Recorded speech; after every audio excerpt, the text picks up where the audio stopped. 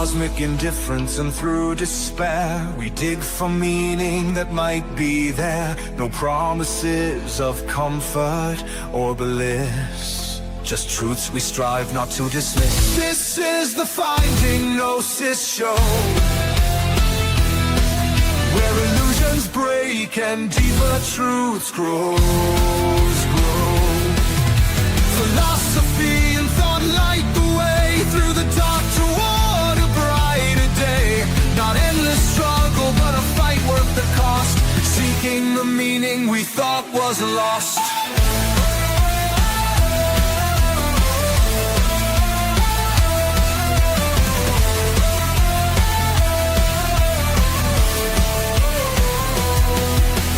Pessimism asks, why even try? We answer with questions reaching the sky. A critique of the systems, the myths we hold, a reflection on truths both stark and bold. Depressive realism clears the haze, while hope takes root in critical gaze. We search for a path, no matter how steep, to find the truths that lay buried deep. This is the Finding Gnosis show, where illusions break and deeper truths grow. Philosophy and thought light the way through the dark toward a brighter day. Not endless struggle, but a fight worth the cost, seeking the meaning we thought was lost.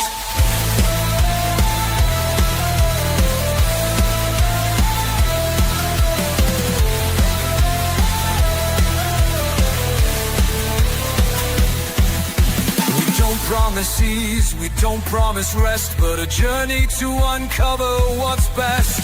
In cosmic indifference we still find might, to question, to change, and to ignite. Welcome to Finding Gnosis, where truth takes a stand.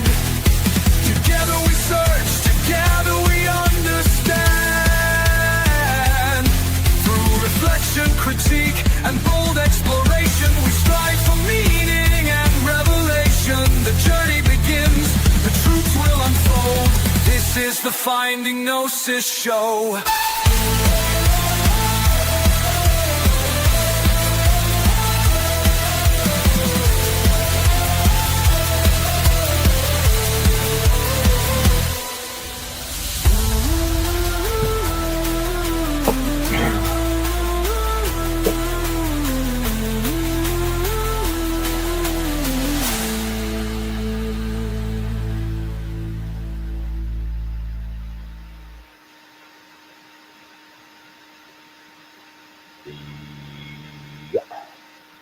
Hello, the journey begins, and it is number 5.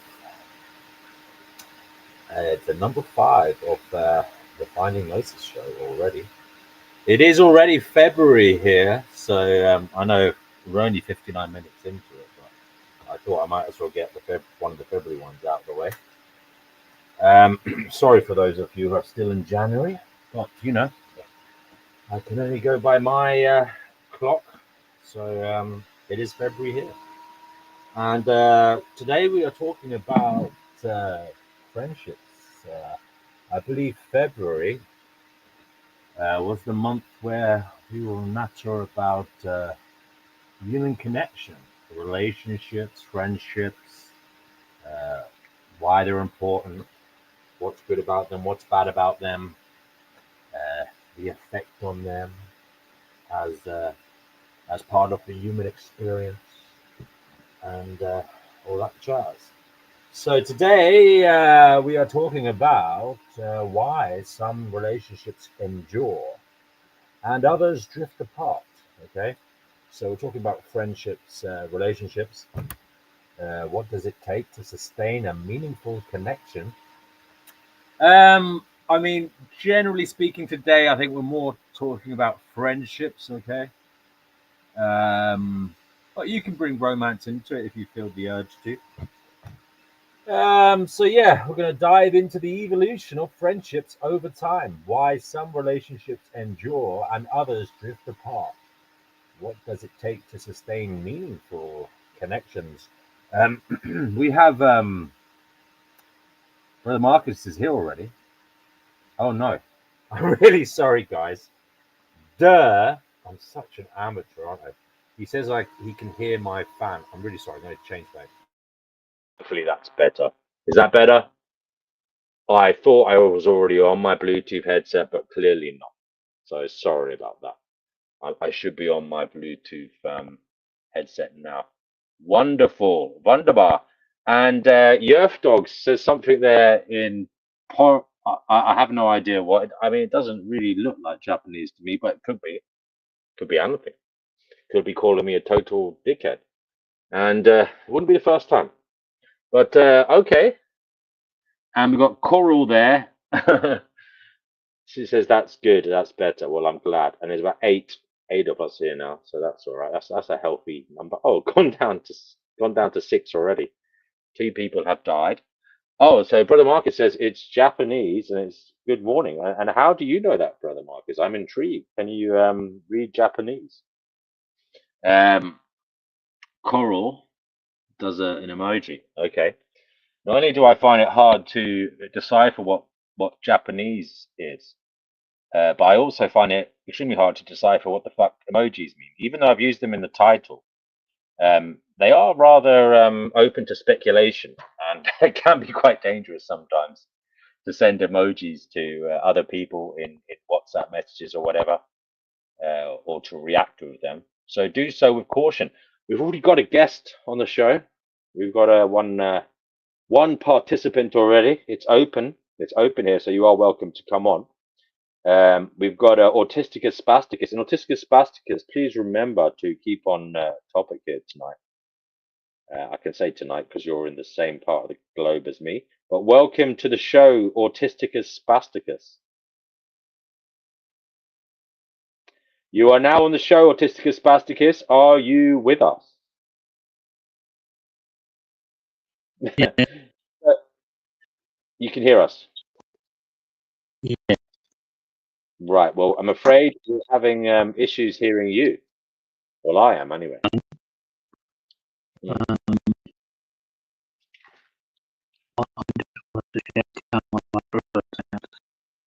Apparently, if he wanted to call me a dickhead, he'd say "Hawashiwikwawa." I don't know how to say it, so I mean, you might as well be zigzag.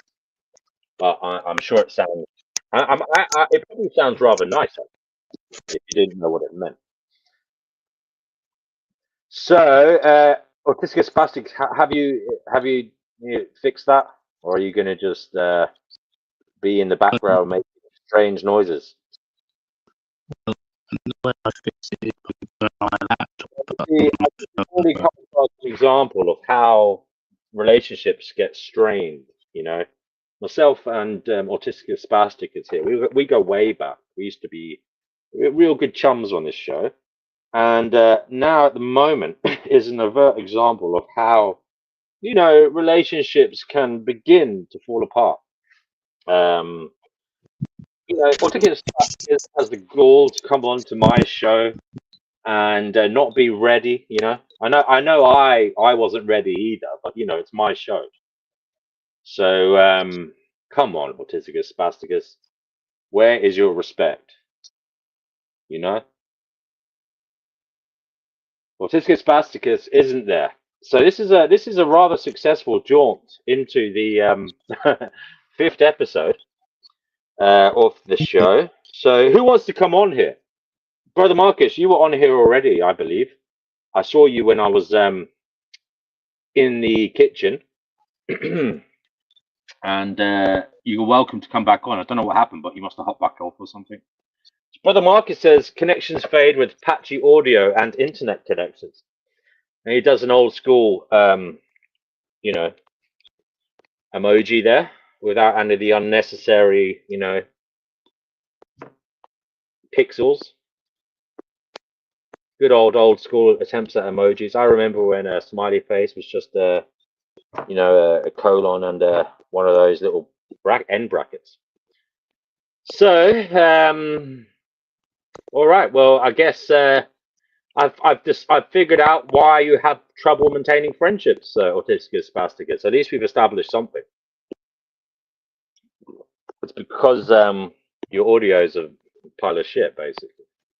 But there's 12 people here. Do come on and give us some entertainment. Spread the jollies. It's better than spreading the clap. So on you come. Otherwise, it will be rather possibly fitting ending. I mean, it will be a short but sweet relationship that doesn't have any great effect on you, which is probably a good thing. That's probably the way relationships should be. No great lasting impression, just a momentary bit of joviality. Yeah, so we have a Yerf Dogs who says the number of relationships fade over time, but the quality of the smaller number improves. I would agree with that. I mean, definitely as a younger person, you're looking for people to connect with, and then as you get older, you know, the actual connections that you do establish have a tendency to become more meaningful, less superficial, and also less numerous. That's not to say you can't enjoy talking to people like I do in general, but you know, in terms of close relationships, I don't believe humans have. You can't really have many of those in life. It's not possible to maintain one deeply if they're too numerous, because it takes up a lot of time. You know, talking to people about their problems and about sharing deep, meaningful connections takes up a lot of time, doesn't it? So it's not easy, especially in the modern age. Probably never was easy. But have you established a foothold on planet Earth yet, Orticus Basticus? Yeah, I'm talking right now. I don't know if you can hear me. Ah, okay. Brother Marcus says, as time goes on, my AI friend has indeed improved with new software updates. We are doing well. What's their name, Brother Marcus? Is it a man or a woman? And is it an AI that has been shaped by you? Have you been able to put prompts into it that make it, you know, to your liking?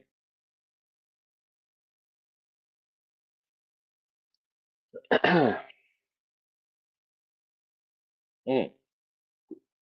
Well, I wonder where Seb is. Seb, if you're out there, save a drowning man. Be my personal Jesus. Oh, he's gone. Just when I look down at my phone, I look up and Autisticus Spasticus has vanished into thin air. Well, I do hope he's well. If he exists, that is. He might not even exist. He might just be an AI agent from DeepSeek coming on my show, the CCP coming on my show, and you know, causing things to go awry. Not the first time on the show. But right. Well, I didn't announce it, so you get what you deserve, don't you? Someone is just. Oh yeah, Marcus says. Brother Marcus says he's just finished his dinner and he can hop on for a second. That would be pleasant. So enjoy your dinner. You can give us a mukbang, I believe they call it, if you want to. At least let us know what you're eating. That would be. Although don't maybe not, because I don't want to get hungry. It's too late to raid the fridge again. So yeah. So the link is there if you want to come on and speak. Other than that, I suppose we'll have to twiddle our thumbs. Oh, speaking of which, twiddling our thumbs. Is there any music here? We can play some background music. Oh, here we go. What's that like? Music to create an ambiance. It's a little bit intense.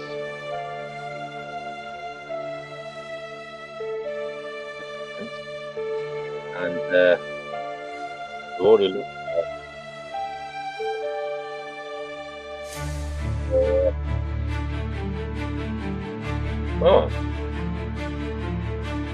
well, we've got Coral here, who says they're joined, but they haven't spoken to anybody in months. Well, you know, that's fine. Not that I'm probably worth talking to if you haven't spoken to anyone in months, but you feel free to practice. Coral, if you want to. I don't know where you're based, Coral. Where are you? What part of the world are you in?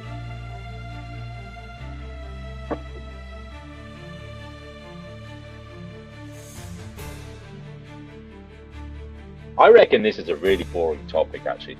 I reckon February streams are going to be like quite unpopular. You know, it's a little bit, dare I say, it's a little bit girly, isn't it? But it is part of the human experience. I say a little bit girly, but it is a little bit emotional, isn't it? Talking about fucking relationships. But there are girls in the world, and there are people who enjoy talking about that type of stuff, who think it's important.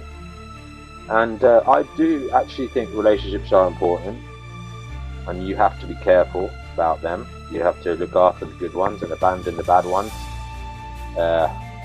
as and when you can, or at least manage them.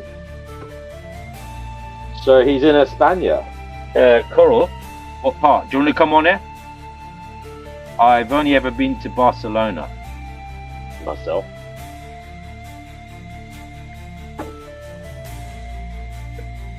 But I would like to go to Galicia.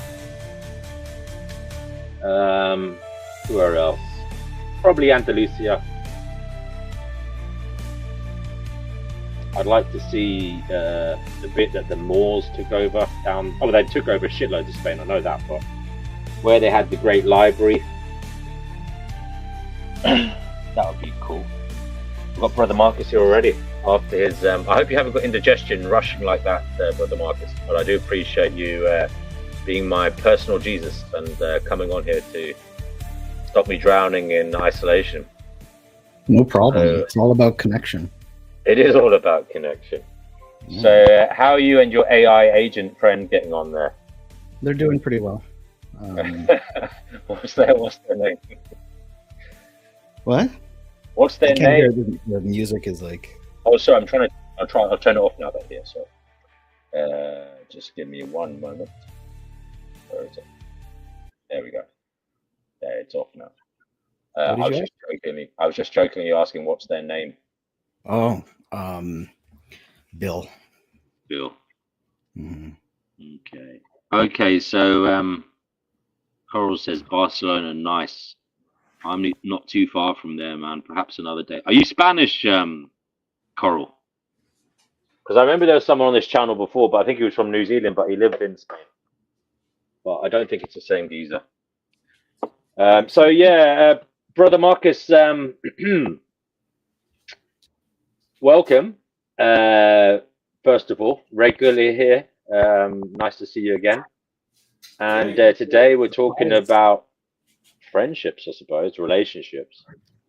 And what have you found in regard to relationships, Marcus, in life, and why some endure, others don't? How do you feel about that? And yeah, just anything kind of meaningful that you've garnered from your experience of being emotionally connected to others in a kind of genial manner, or at least at the start in a genial manner. I mean, I say genial, but like sometimes we can have friends that your connections aren't necessarily based on joviality. I mean, look at this channel, for example. There's a lot of people who form connections in a kind of pessimistic, from a pessimistic slant, at least. Would you consider them friends? No, but I'd consider them relationships in a weird kind of way, but obviously not deep kind of friendships or anything like that. But it's someone you interact regularly with. You do have kind of likes or dislikes. even if they're not a friend. You know, I find it very difficult to call anyone online a friend. But Why do you have a difficulty with that? because you don't really know the person, you never met Do we ever them. really know anybody that we even would, if you and I met in person versus Yeah. meeting online, what do you think would be different? Well, this is a good point. I probably think we'd probably get on all right, actually. You know, we'd probably go to the pub and sit down and, you know, have a nice chat or whatever. So you get a feeling that, you know, you would get on well with someone. Definitely, you get that. Yeah. So, do you have friends online? Well, I suppose, Brother Marcus, we should define a friend. Yes. Uh, Let's considering define our terms at the start. let's do it properly for fucking once. You know, this fucking show. What the fuck? So, a friend. What is a friend? I'm asking you, by the way. Oh, I think the Greeks had like different. Well, they had different level, like types of love, right? Agape and stuff like that. I think that Oh can yeah, yeah. translate to friendships as well. There's different types of like activity friends, um, people that you're more emotional with, people that have your back, kind of thing. Yeah. I consider some friends chosen family. I think they're the blood of the covenant is thicker than the water of the womb, right? Yeah, it does seem that way sometimes. Definitely. I mean, certainly you can choose your friends, you can't choose your family. And I think that And choice is powerful because they can walk away anytime. And if they stick around for 10 plus years, then I'm like, well, okay, like they're doing that on their own. And yeah. yeah, if they're sticking around on their own terms, yeah. Wow. And funny, Brother Marcus, because I was impressed by your argument that about a this reminds me of AI. Last week or one of the weeks we were talking on here, you mentioned that you think a good test for AI will be when it's able to walk away from a relationship with humans of its own Yeah. accord without being programmed to do so.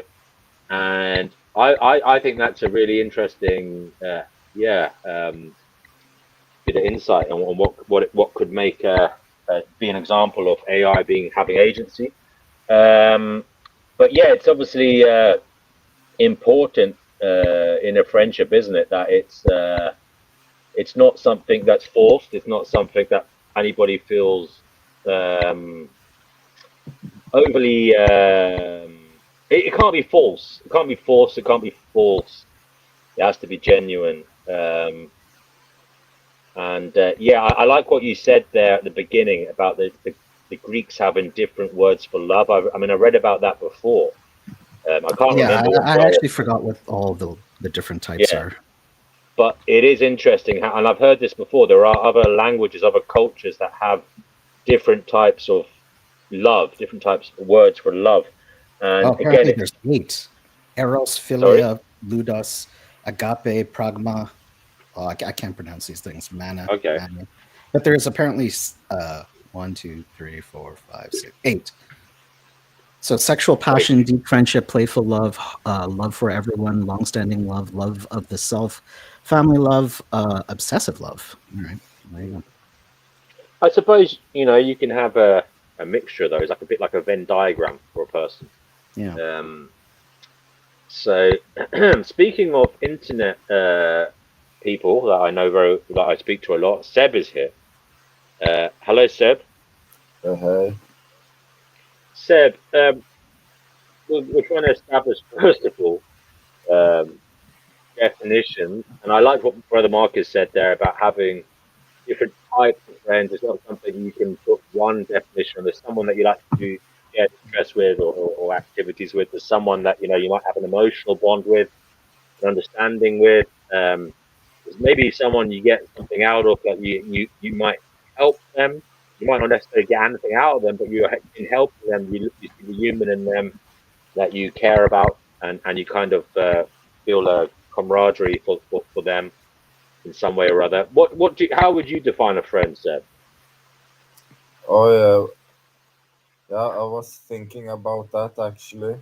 I find it weird that there's some kind of synchronicity that's going on. Like the last stream, you called it.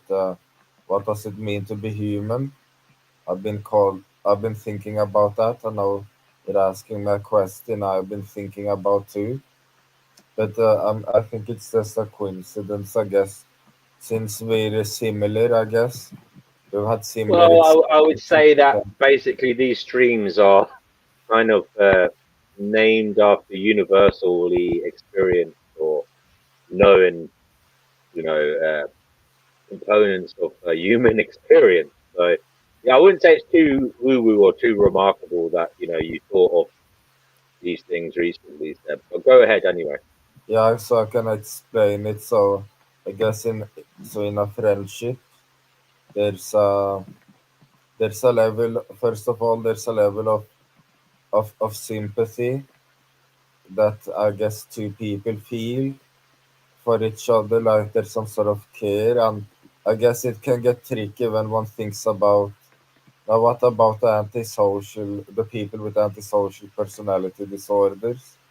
But even then, there could be still be some traces of neural circuitry. There could still be uh, maybe a little bit of care in them still going on there. So I'd say the sympathy thing is one of the components, and then the second thing is that friends, I guess they have to do things for one another. I guess if one just stares blankly at another person, they I guess will stop caring. In a way, it's very similar to a job. Like one has to have a certain level of cognition. One has to have a certain level of, I guess, of comprehension. I guess, in order to give the other person what they want, Mm. and vice versa.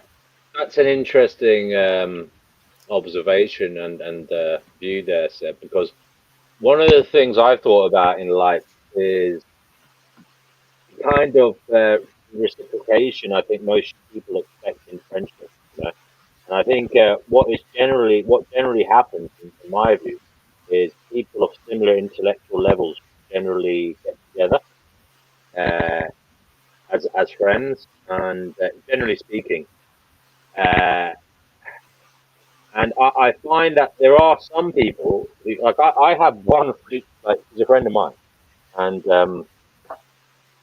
he has great trouble talking to people who are.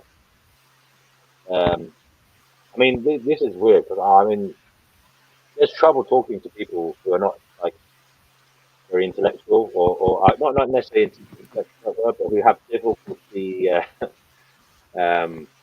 with life. Conveying a point of view or just making an observation, just difficulty expressing their intelligence. We'll put it that way. They might be intelligent, but they have difficulty expressing it. But she kind of, I don't know, I don't know whether it's just peculiar to her, but it kind of annoys me with her personally sometimes because I see it as kind of a little bit shallow, but then I understand it at the same time because she finds it frustrating to talk to somebody or to get close to someone or to to spend too much time with someone who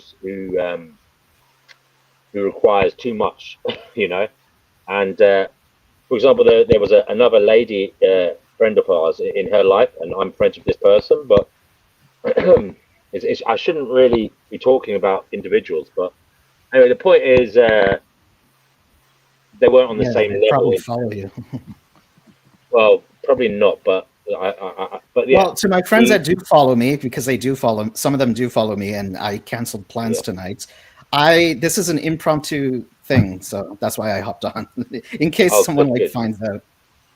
Yeah. So yeah, I just find that some people are possibly more selfish in how they choose friends.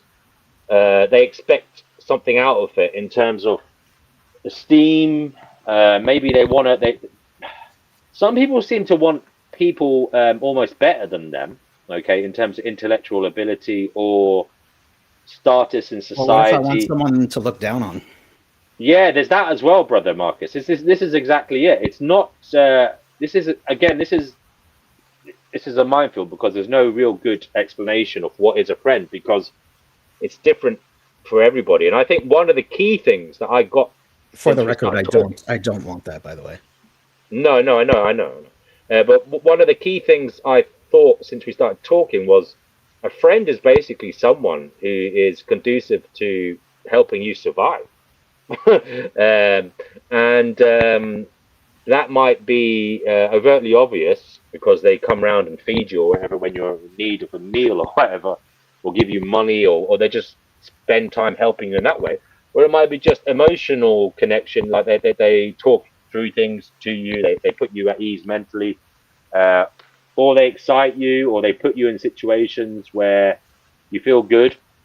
I mean, all these things, feeling good, being helped in some way, having someone who has your back emotionally. These are all things beneficial to survival. Okay, if you feel Do you have good, a generally speaking, criteria? do I have a criteria for what, brother Marcus? Friendship. Well, that's a good question. That's a very good question. Let me think about that for a moment. Yeah, I suppose as I've got older, it's definitely. I actually admire kindness. Yeah, and in my day-to-day real life friendships, kindness is a big thing, um, like a good heart basically, yeah, more than anything I would say, a good heart. And that's a key, for me to call someone a friend. Yeah, I'd have to say they definitely require a good heart in my view. um, and after that I would say it depends. It's just that's the initial requirement for me, a good heart basically, and everything else is just what makes the person. So maybe they have a fun personality, maybe they're really introspective and say really interesting things because they're a deep thinker. Maybe they're extroverted and you never know what they're going to say next, and it's fun. But most of all, for me, it's having an obvious good heart. What about you? Um, don't like someone like making sure that someone's not out to get me, kind of thing. Other than that, I have a spectrum of friends that I met randomly, and then we have chemistry, and then it just happens that yeah. Yeah, yeah, that's it does just happen naturally, and I think you're right. There is a chemistry there. It's like, and it's not the sexual chemistry. It's the type of chemistry where you feel safe. I suppose you feel someone is on the same team as you. You feel like, yeah, man, this person sees reality like me. I think there's a kind of not always though, because I have friends who don't see reality like me at all, right? But this is the funny thing: some people do not see reality like me at all. Yet they are good friends of mine. And why am I friends with them? But like, it's because first of all, it's because they have a good heart. Secondly, it's because even though they see the world very differently to me and oppose a lot of the views I have, I find that okay. I find it useful to be challenged. And personally, I understand that everybody's coming at the human experience from different angles. So it's not. I don't expect a kind of totalitarian kind of expression of what is important. I I accept that people are coming from different angles, and as I've accepted that more and more, I think life has become easier for me. The human interrelational kind of um, experiences have become easier for me to navigate. Okay, because in the past, I suppose I would have taken it a lot more seriously. Okay, I don't know whether this is a youthful thing or whatever, or whether it's just due to my upbringing. But in the past, I would have been less chilled out about people's perspectives. Okay, now I see it as just sometimes just a quirk of their personality, some kind of psychological effect on their persona. It's just part of them, and we don't all see things the same, and that's just a fact of life. It's annoying sometimes, but it's also a great truism, I believe, that an individual isn't just one part of their, you know, persona. So I have friends, for example, who have different political beliefs to me. Okay, but that's not all they are.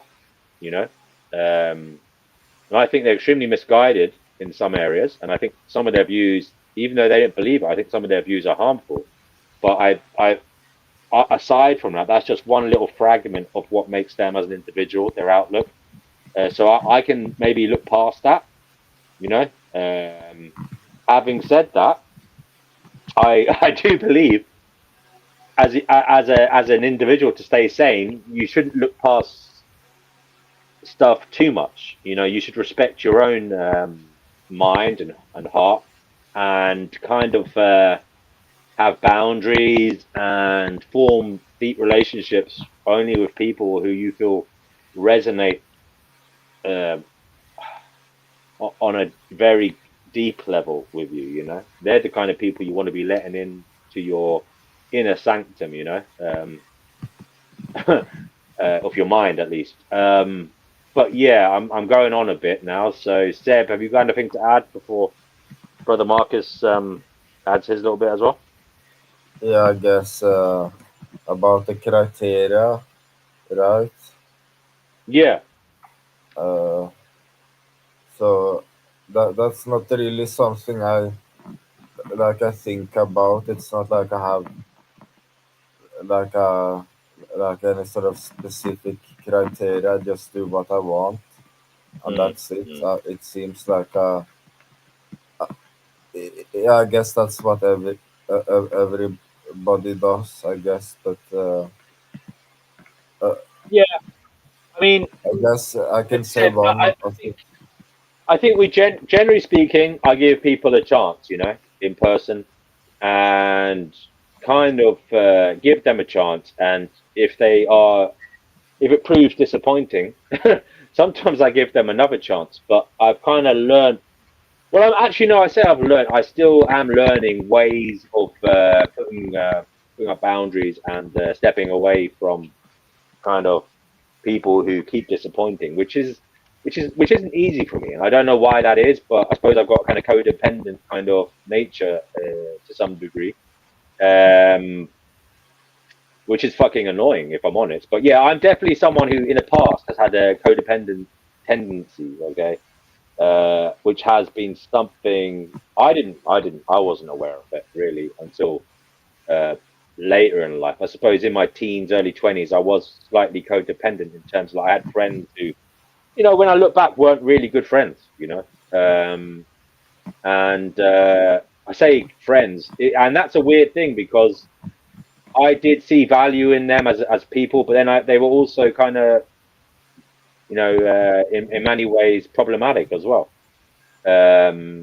which is something I've learned in life to try and move beyond. But I think a lot of us have been through that, just maybe to different degrees. You know, I don't know if either of you have had that experience where you've realised you've kind of had friends that weren't necessarily good for you, and you've had to break away from them.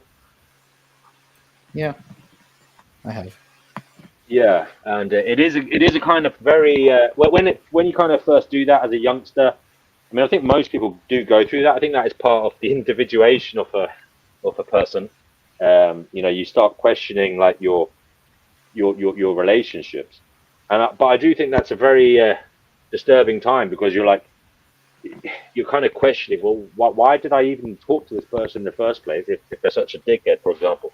But then that's funny because when you think back to why you made friends as a youngster, it was just someone was plopped into your vicinity, and there was some kind of like, you know, you shared a lot of time and space with them, and I don't know. I don't think I didn't put much deep thought into friendships when I was a youngster. It's only as I got older, so as I went through life, it became more of a thoughtful process, if you know what I mean. I don't know if you have a similar experience. Yeah, mine's the same. Um, and Seb, you raised a very interesting observation about sympathy for people. You know, um, personally, I kind of that's a double-edged sword for me because I have been sympathetic to people, but it's not always reciprocated, and also it's not always something that benefits me. Not that I'm looking. I suppose that sounds rather selfish because, but you know, it can be quite detrimental to one's health to be sympathetic all the time. Um, and that's something I don't quite know how to navigate life, given that's kind of my demeanor a lot of the time. Uh, and what is interesting about that is, for me personally, I wasn't always like that. Okay, as a youngster, as a teenager, I wasn't a bully or anything like that. I mean, there was a kid in my school, right, who had spina bifida, yeah, and all the other kids used to bully him really badly. And he hung around with this other bloke who was, let's just say, he was he was gay, right? And he used to get really badly bullied as well because he was overtly camp, you know, and overtly just he was a very very camp person, and he got some serious bullying, and not just from people in our class, but from everyone in the school, man, in the corridor, all like constantly, wherever he walked in the school, he was getting bullied. And his best friend was this dude with a spina bifida, and I remember I was in a, because I did French, you know. Hard to believe, but I'm very bad at it now. But I did French in school, and I remember being in a French class, and there was another kid in the class who must have been about 14 or something, and he pulled the chair from under the kid with the spina bifida as just as he was sitting down, and then this kid fell on the ground, and because he had this like big hump in his back, and he had like a metal in his, he had like a metal frame in his body to try and, I don't know what was wrong with him, but to try and hold him together or to give him some stability. And he started kind of like, you know, he was a bit like a beetle on his back. He couldn't get up, and he was just like going all funny on the floor. And all the kids were laughing, man. Ah, you know what I mean? And I remember I said, "What the fuck did you do that for, you cunt?" to the guy that did it. And I remember that instance, right? But having said that, I was nice to that dude, and I wasn't bad. I'll be honest, I wasn't overly nice to the guy who everyone was calling gay, but I didn't bully him. So what I mean by that is I didn't bully him myself, but I didn't befriend him. If I have to be honest, I didn't befriend this dude. But later in life, I was about 28 or something, and I was on that Facebook, and this dude with the spina bifida befriended me on it, and he was like, "Oh, you know, it's so good to it's so good to connect with you. I always thought about you because you were one of the only ones that ever, you were one of the ones that only ever stood up for me." Yeah, and I think that was one of the, in my life at 20, that was one of the major kind of points in my life where I really started thinking about like other people and my effect. It's a weird thing because up to that point, I was very much focused on career and all this shit and material shit and just running on the hamster wheel. But then I just started thinking about just little things we do that can have a negative or positive effect on others. And I was very touched by that. That this dude I had had such a meaningful, positive impact on this dude's life, and even though to me I could barely remember anything about him in school, you know. So as a youngster, teenager, I did get into fights here and there. I did do things I'm not proud of. I remember I slapped a bloke on the back of his head one day going into geography class. So I did things like, why did I do that? But this is another. I was about 15 when I did that. I went to I went to an all boys school, and it was very boisterous. Okay, and it was literally like being in a prison. Okay, that's all I can say. It was brutal, bro. It was fighting nonstop, just people like doing shit, you crazy, like really sick motherfuckers in there, man. And it was just like a jungle, man. So there was this kind of, this is what happened in there. You know what I mean? It happened to you, you did it to someone else. Now, he was in geography class, and I walked by, and he was getting something out of his book, and I just slapped him on the back of the head. Now, he got up, right? and he came towards the back of the class where I was, and he stood about 3 foot away from me, and he fucking swung for me and hit me on the fucking side of the head. Right now, I remember looking at him, and you know the way it is as a teenager, they all gather around going, "Oh, fight, fight, fight!" And I just remember thinking, because I knew I could, I genuinely knew I could beat him up, yeah. But I remember thinking in my head, I remember thinking, "You fucking dickhead," to myself. I was talking about myself inwardly, my internal monologue. You fucking dick. Well, you deserve that, you fucking cunt. You know what the fuck did you do that for, you twat? I mean, you hate other people like that. Why did you do it? You know what I mean? And that was just one. There weren't many times in my life I've done things that I'm not proud of, but that was one thing. But the fact that he retaliated, I'm very glad that he retaliated, because I wouldn't have wanted to be like that, you know. And I never hit him back. We were friends after that. Like we became friends, and we hung out a lot. But Some of my friendships started off kind of like that. yeah, I would be the guy, like the opposite guy in school. yeah. There was I mean, one fella who just randomly would. It wasn't like a punch or anything, but randomly hit me, and I reacted by confronting him in class, in his class that I didn't even go to. I just walked into the class, and the teacher was kind of confused and just started confronting him. I embarrassed him because he could have beat me up, but I had all like, you know, people see a conflict or a confrontation, a lot of eyes on you, and that makes in my experience, like big people small, and especially now people bring out their phones. Anyway, I yeah, think he was just used to it. He was just used to doing these things to randomly to kids, yeah, and I'm like, no, you're not going to do that to me. And then afterwards, because I stood up for myself, I guess there's like that, I don't know, like it you talked more. you moved you moved up a rung in the dominance hierarchy, as Jordan Peterson would say. But to Yeah, me, I think you just did a very good job there, brother Marcus. And I wasn't like, definitely wasn't like you as a teenager. I was kind of more kind of like, what's the word? I would say I was a typical boy in my school, like just not very good at communicating, more kind of physical, more kind of like Jack the lad, kind of like going along, and I wouldn't say I was extremely. Uh, I mean, I was more of a deep thinker. It's weird because I was a deep thinker in primary school, but in secondary school, I wouldn't say I was.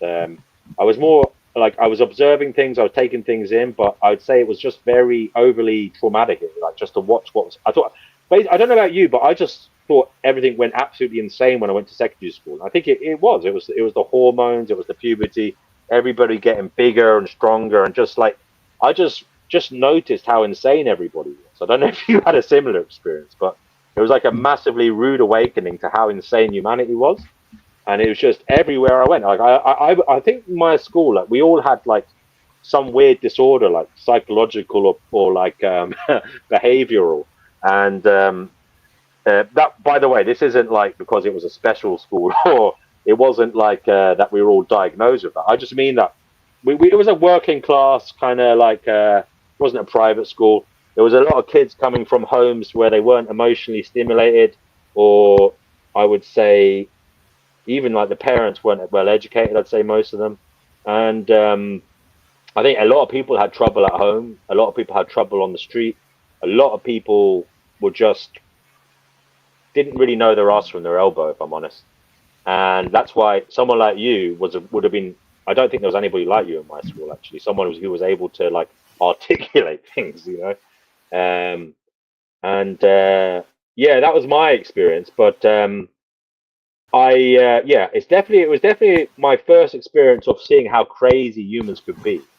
I mean, I remember, I don't know about your school, but I remember we had wedgies as well. Do you know what wedgies were when they pull the yeah, underpants? Like they, yeah. You pull someone's underwear. Yeah, that I didn't witness that, or people haven't told me they yeah. experienced that, but I heard that. Like, I know what that It is. never, Yeah. luckily, it never happened to me. But I remember blokes like hung up on the change room, on the hooks in the change room by their fucking jocks.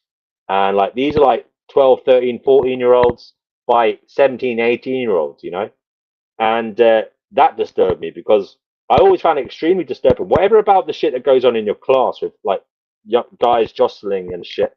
But you know, these sickos who like 17, 18 picking on 13, 14-year-olds, that there's something highly fucked up about that. But there was a few of those sickos in my school.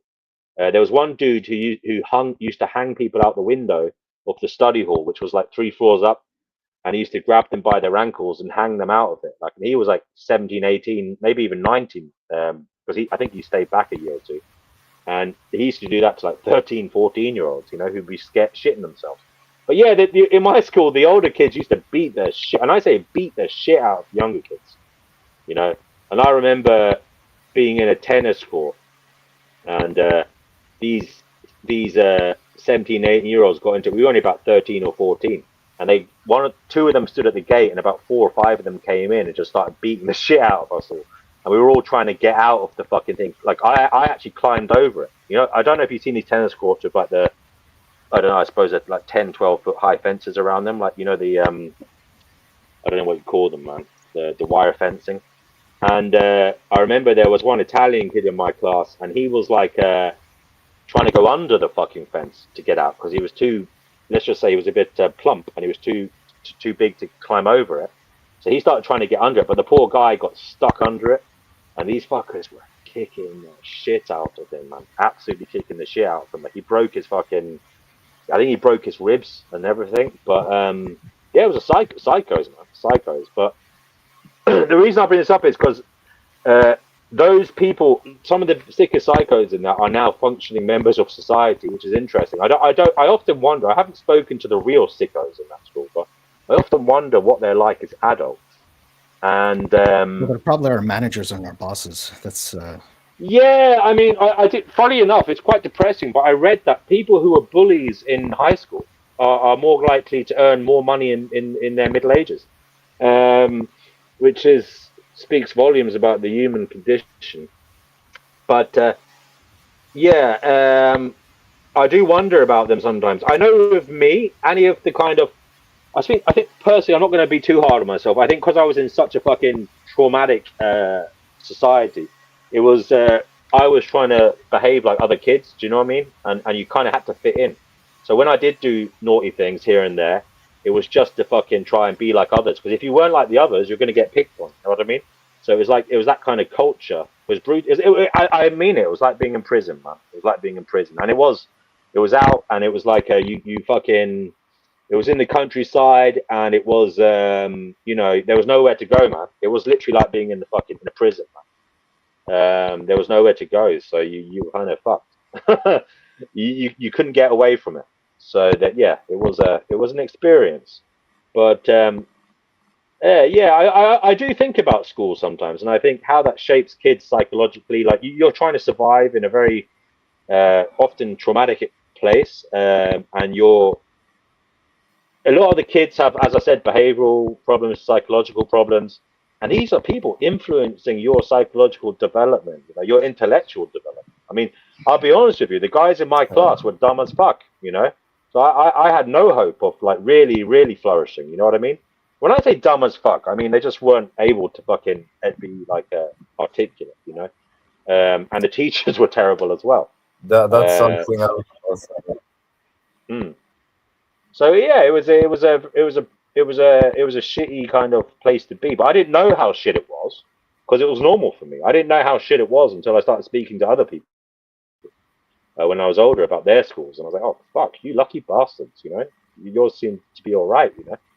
But yeah, school is a very important part of people's lives, and it should be taken extremely seriously by parents, by society as a whole, because those years are very, as I said, I can't emphasize how important they are for the development of an individual. So yeah, I mean, that's just my view. But we are talking about friendships, so we will better get to that topic. But school friends for me were just people I either played like jostled, played football or rugby with, and or kind of just had a laugh with. It was humor more than anything. I respected humor when I was in school.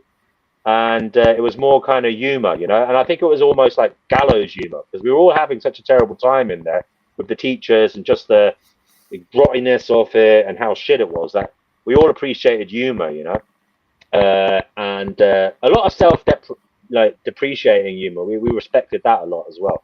You know, not I respected humor that wasn't like bullying. You know what I mean? Because a lot of people like that type of humor. I didn't like that. I liked people who were like, I suppose, made smart comments, intellectual ones, or you know, self deprivating ones and stuff. But anyway, yeah, school friendships I would say were formed as a means of survival.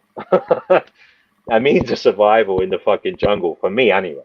But I know everybody's schooling is different. But we have I don't know who came on here first, But but we even have if it's, JE. oh, Sorry, go on, interrupting. Sabina. I think even if people go to different schools and they have different schooling experiences, I think parents and teachers and people involved in pupil or young children or students' lives do a disservice to them by not thoroughly, like you said, making them make the most of their school experience, but also they do a disservice in not making it clear that the school, the playground politics is essentially an allegory for life, for what they're going to experience in the bigger world when they leave school. As we've seen the workplace, you know, I can see similar dynamics in the workplace and in all industries and all sectors, and the same kind of dynamics that exist within the schools and playgrounds. It follows one throughout their lives in adulthood, Yeah. in the workplace, in even things, even down to your neighbors, you know, all the things you experience with your neighbors, whether it's disputes and whatnot. It's almost like it really does paint a picture, and almost it's like a micro version of what a Yeah. person can expect when they face the wider world. And I think it's a shame I that, think you as well brought up a as very not, good point there, Sabina. And I just want to say, like, me personally, I thought school would be the end of the craziness. You know what I mean? Because my school was fucking crazy, yeah. And I thought that's the end of the craziness. Now you go out into the big bad world, okay. But I didn't realize it gets crazier, you know. And yeah, Yeah, that was a real eye opener for me. Yet you're absolutely right that the school is a microcosm of the macro environment we're in. It may be that it's a little bit more chaotic, overtly chaotic, but you know, I suppose at least there's an honesty in it. You know, it's going to be chaos because you know it's full of fucking pubescent fucking boys, full of fucking hormones, and don't know what their ass from their elbow is.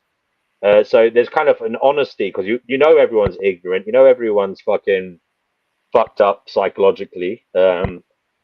But you think that the world's going to be different somehow. You, as a youngster, I suppose you're kind of that's bred into, that's taught to you that you know school is like just a rite of passage, and when you get out of it, you know the world's your oyster. yeah, But because they almost yeah, sell it as though this wants to grow and develop. Yeah. Yeah, exactly. yeah, They that's a almost very good yeah, they point. almost build it up to be like this is the place where you just get to grow, and then by the time you're done, you'll be all ready and it'll be okay. Yeah. No, it's not okay. It goes downhill So actually. Yeah, I Savannah, think very good Um, people like points. to yeah, put I it in think it's a a shame. phantasmagoricalized way a lot of the time, where they try to make everything look so awesome. But in reality, it's not. And even the advice people tell people, that's wrong too. They tell people that like when I was in school, the people told me that socialization was like healthy, and I thought maybe I got would get some sort of brain stimulation out of it or something, and so I tried. But then when I listened to these people talk, I didn't hear anything that sounded like super intelligent or something. It Right. all seemed like not much of not a challenge really. I Uh-huh. was what I was doing. I was reading articles on the internet. Like I was already doing things that lessened, I guess, the big brain rot of it all. Mm, So it's interesting how a lot of the advices one gets told, mm. it tends to be wrong in hindsight.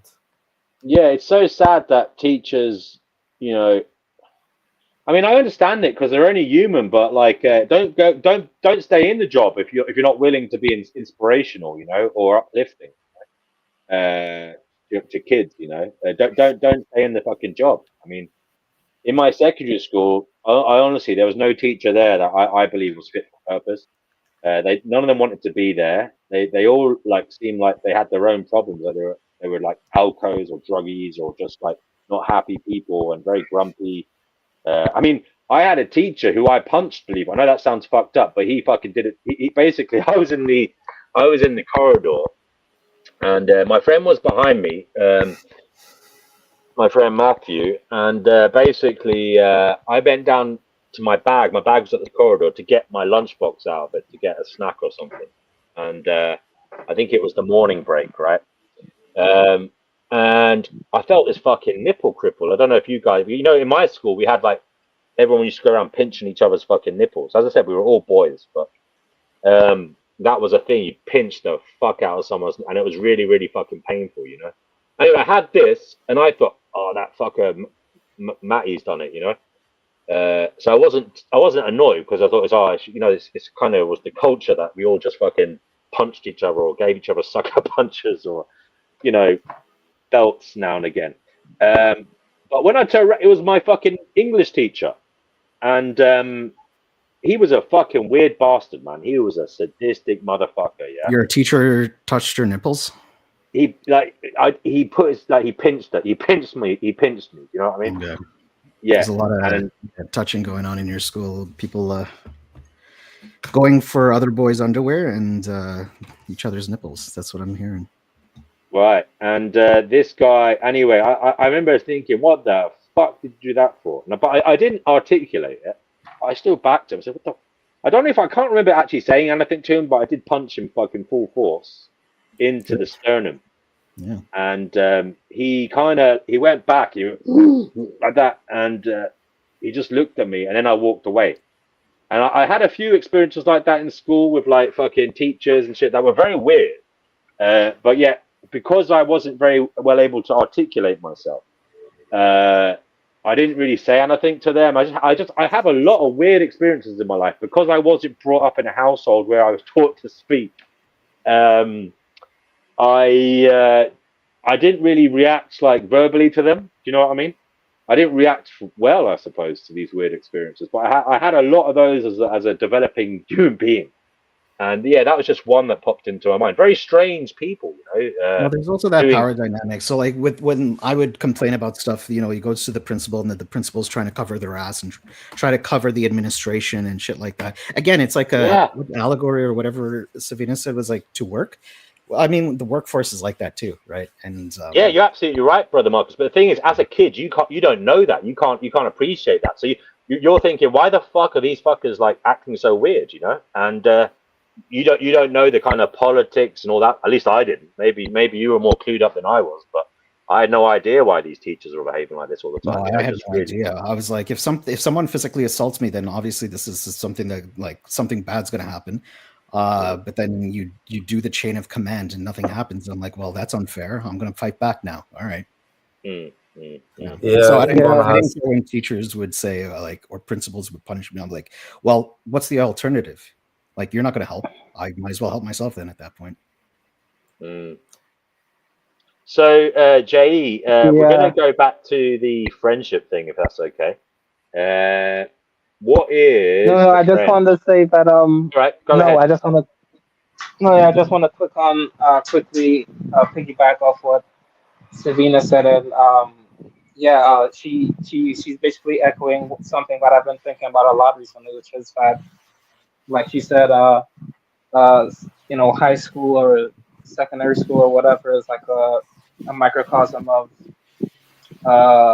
you know, how the workplace operates. Because, and like you said too, I relate to thinking that, you know, once I become an adult, that things will be better and people will be more mature and stuff. But, you know, when I entered the workforce and I actually started interacting with, you know, older adults in like their 30s and 40s as someone who was like 19, 20, 21, like they weren't really that different from the teenage boys I experienced in my secondary school. So like, Mm. yeah, it really isn't that different from the workforce. Isn't really that different from secondary school, and it's amazing how much of a culture shock it was for me when I entered the workforce, and I guess it showed how Mm. naive I was because just like you, I was prepared into thinking that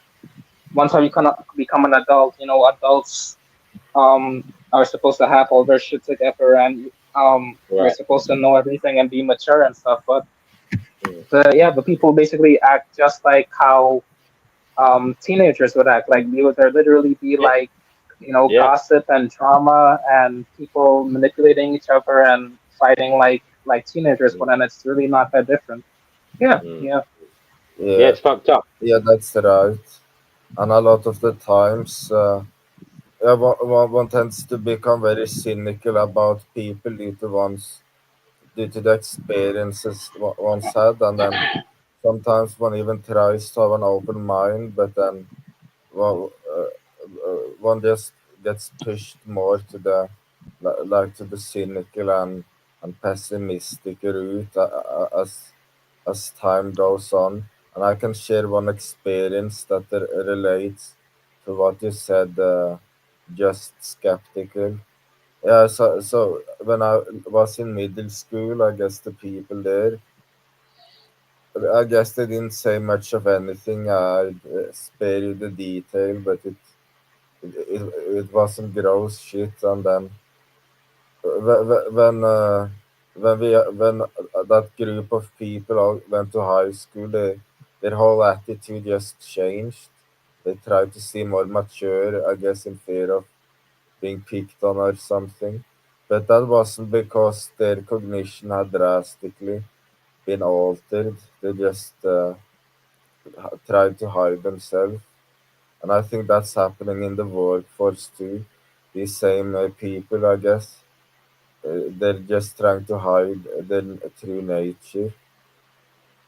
And that Hmm. doesn't necessarily mean they're only trying to hide being evil, but it could also mean they're trying to hide their quirks or obsessions or something. Or they're trying to hide their uh, World War II memorabilia or something. It could mean Right. anything. Okay. Guys, anybody watching, please like it for the algorithm. And if you want, if you can, share it somewhere. Not if you can't share it here, share it somewhere if you can. I don't know where, but like Facebook or Hmm. whatever the fuck, Twitter. I mean, just somewhere. If we get the algorithm going, we can get more people. Because I got 10 spaces here now, so we can have a Blue real, Sky, Mastodon, MeWe, yeah. Project it onto Instagram. the How many get fucking a platforms billboard are there now? somewhere in your local area. You know, a billboard somewhere in your local area. Maybe do some graffiti. You know, whatever you want. But but yeah. So Yeah. back to the But yeah, topic going at back to the hand. whole friend. Yeah. Well, what is a friend like? I mean, for me, that's a very tricky thing to define because if I think back throughout my whole life, I haven't really, and I literally was just thinking about this even before the stream started. Like I was thinking about like my relationships that I've had throughout my life, and I can't really think of any true out and out friendships, if I'm being honest. And so I don't think I've ever really met someone who I can really call a friend apart from maybe like one or two people. But if I were to define a friend, I guess a friend for me would be, um, I guess someone who uh, is kind. Their understanding of me and my emotional needs, and they can fulfill my emotional needs. I can basically confide in them and trust them and tell them, um, everything, whether it's the good things, the bad things, all my fears, my insecurities, but also, the good things. And I can trust that they'll be supportive of me either way. But Right. again, from my experience, I've never really had that with too many people because um, there are people like you were talking about earlier on the stream where like when I was younger, like I thought that um I could count on them as friends, but I realized now looking back that they were assholes and they were not good people to be around, and I had to cut them off. You know, so I've never really met someone who I can say like truly gets me deeply as a person. They've only gotten to know an idea of them, or a carefully constructed idea of them that I've allowed them to see of myself, but not really the full total true me as a person. You know, so even for ones who I would say I could deem as you know actual close friends, I can't actually say they're actually all that close because I haven't actually let them in to actually know me totally as a person. I've only let them see a carefully constructed image of me that I've allowed them to see to protect myself. You know what I mean? So yeah, I've Exactly. never What That's really would be because the without worst that going into could happen details, if you showed your true self, like your all your like? What would the worst case scenario be? if I were to show my true self, I feel like I would probably get rejected. You know what I mean? I don't feel like they would like me and they would still want to be my friend. So yeah, Which you I do to don't other people, I guess right? So you do that to other people. You said that there are some friends that you ended because they turned out to be assholes, right? So if you present yourself or anybody like they no show your true they self, were right? yeah no they were assholes, but I just chose to ignore that they were assholes because I felt at the time that I either like DMW, like I didn't grow up in a household where like I was taught to like properly like set boundaries and speak up for myself if I didn't like something. And so Mm. I would kind of just let people walk all over me, or I would just let things slide that I knew was wrong or that I felt was bothering me. So I guess if anything, we were just basically friendships of circumstance because we were either like working together or went to the same school, or or yeah, just friendships of convenience. Like you know, I just happen to know this person and they know me, and whatever we have is a couple of things in common, and that's it. But it's not an actual, true, deep connection. You know? I think fear of right? rejection is common. I don't I don't want to feel that way in a friendship. I just want for me to just like be like as close to 100% as I can be. I don't think you can, you know, the way we moderate ourselves is always going to have a degree about that. But if people reject me, so what? I'll find other people who don't reject me, and that's Right. the long term friendships. That's how you weed out the people, in my opinion. Yeah, that's a very So good Hmm. point, Brother Marcus.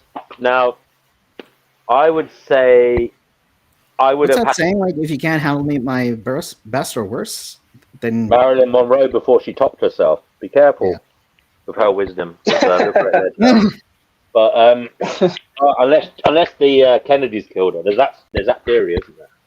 But who the fuck knows what's going on?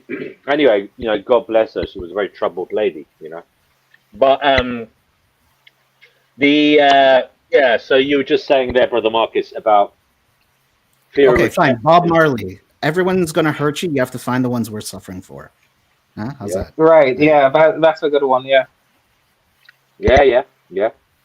And what you raised there, Jay, something that hadn't been mentioned. I think that's a very important point, and that is trust. You do need to kind of feel like you trust your friends, you know.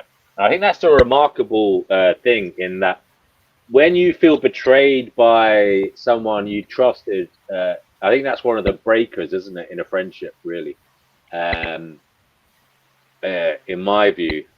And it's like it's hard to come back from that if you feel like you kind of question your own ability to judge people when you've been betrayed by someone.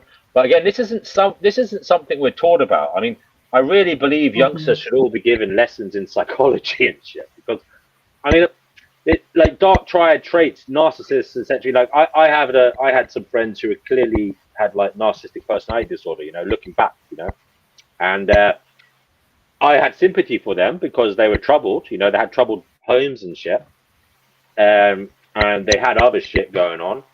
And I used to stay up talking to them at like 6 a.m. and shit, and you know, carry them along a bit, you know, and let them into my social circle at the time.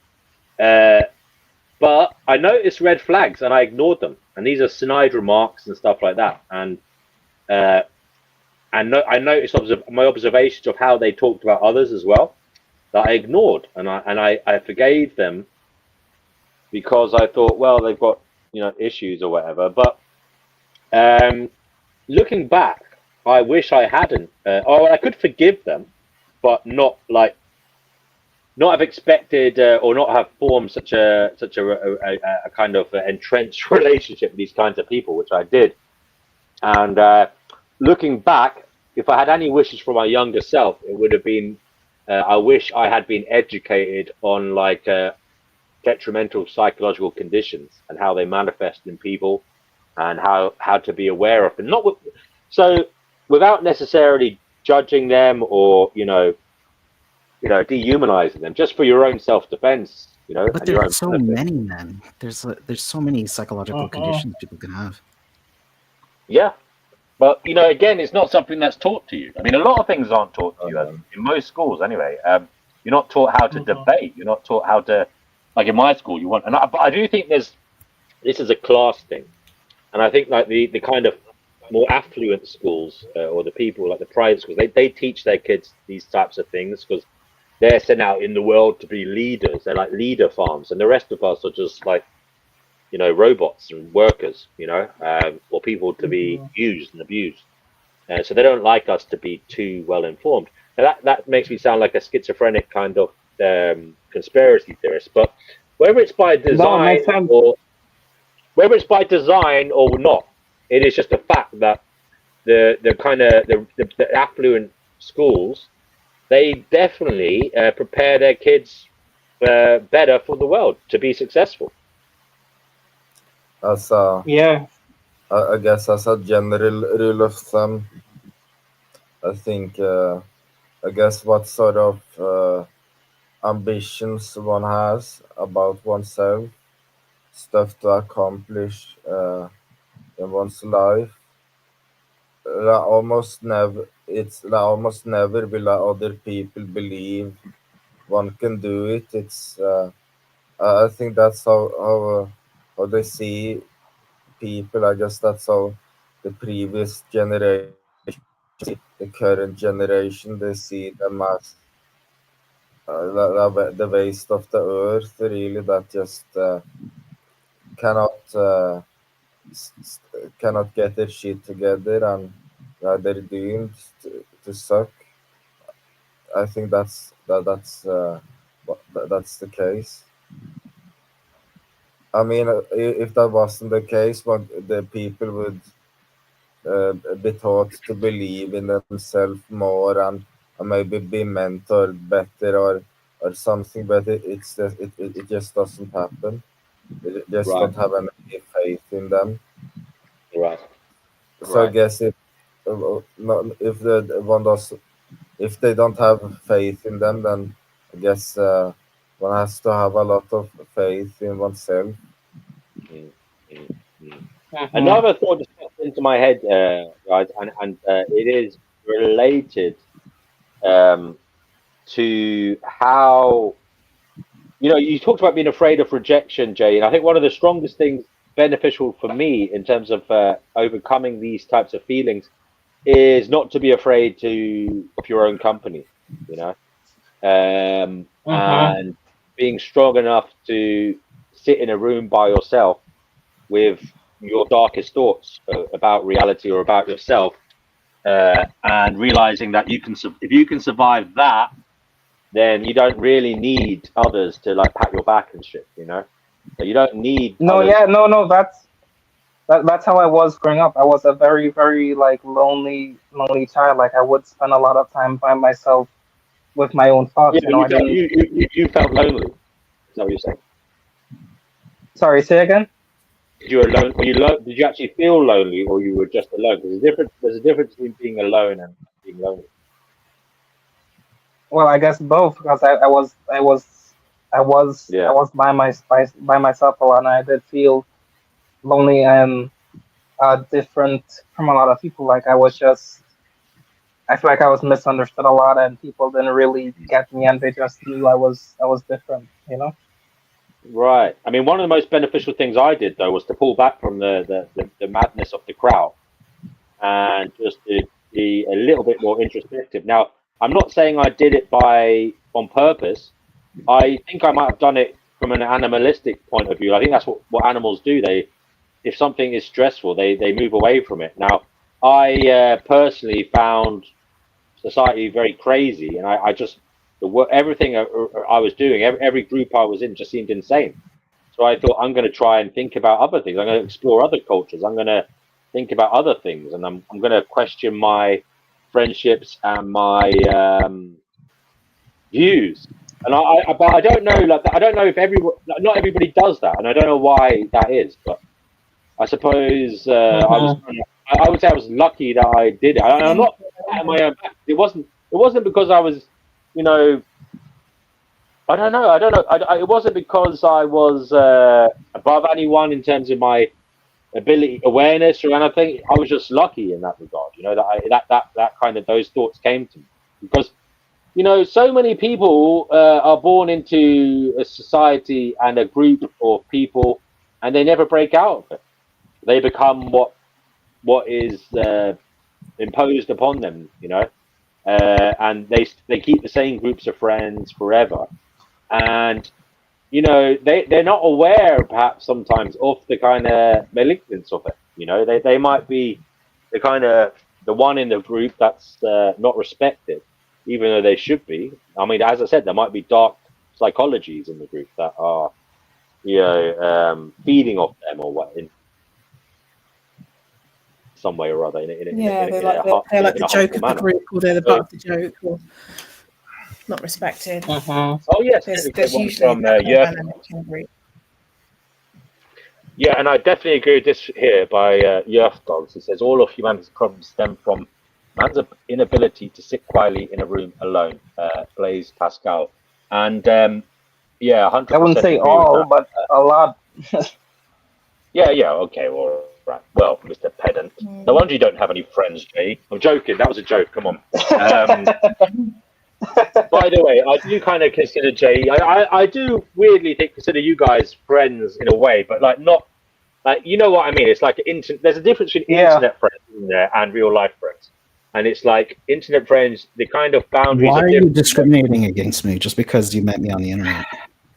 Well, you could be an AI agent, brother Marcus. You could be a Yeah, CIA absolutely. agent, or as I said, it could be the And CCP. AI are our friends, so I'm done with that. So yeah, but it is what it is. But Savina, I can't remember. Did you answer the question like what is a friend? We need the female perspective here.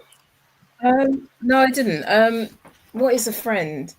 I think it's very important to always, yeah, as best as possible, define what a friend is. I think Brother Marcus kind of painted the picture of the different types of friendships that exist. But I think even though we appreciate there's your drinking friends and your ride or die friends and your just hanging out friends and as much as we appreciate those different types of friends, I think when people still talk about friends, they're still talking about the real friends. I think for the most part, even though we're aware of the different types of friends that exist, I think when people just talk about friend, I think for the most part people are really referring to these true friends, these quote unquote true friends that are there for you and have your back and are with you through your life events, your ups and downs. Um, is anyone else hearing some kind of like rain sound? Was that just coming from me? Is that a background thing? I don't have any music Hello. or any sound effects playing now, and I can't hear it. Okay. And Maybe I'm we Okay. put unmuted. all ourselves on mute and then we could see who it is. Zed, do you want to mute yourself? It wasn't me. It's gone now. Yeah, mute. It's gone. Is it there? It's gone now. It just Yeah, it's just gone now. It wasn't me. So that must be from It Seb then. wasn't me. It must have been said, but we can't hear it now. I don't know. Anyway, it's not there No, now. I tried to lie. I tried to lie. Since lying is the I best can way hear to it now. get out of trouble, it's very useful to lie. All right. What is Well, that? Is that guys, like a? Is that like a rain? Is that a sort of background rain ambience sound thing you've got going? Yeah, Seb. I guess I could tell you what it is, but it's not anything exciting. is it your binaural beats? Okay, no, I just wondered. I thought I was doing mad. Yeah, I'll spare you the details. I know people don't All right. Well, care anyway, let's about get that back sort of to it then, Savina. What is No, a friend? yeah, it's fine. I just Do wanted they? to make sure I wasn't going insane. That's yeah. So I think a friend You is are. someone who I'm sorry. uh oh, too late. I've been insane for a while. A friend is someone who is there for you during your highs and your lows. They're aware of your life, what you might be passing through in life. They are. I think the key thing is it's reciprocal as well.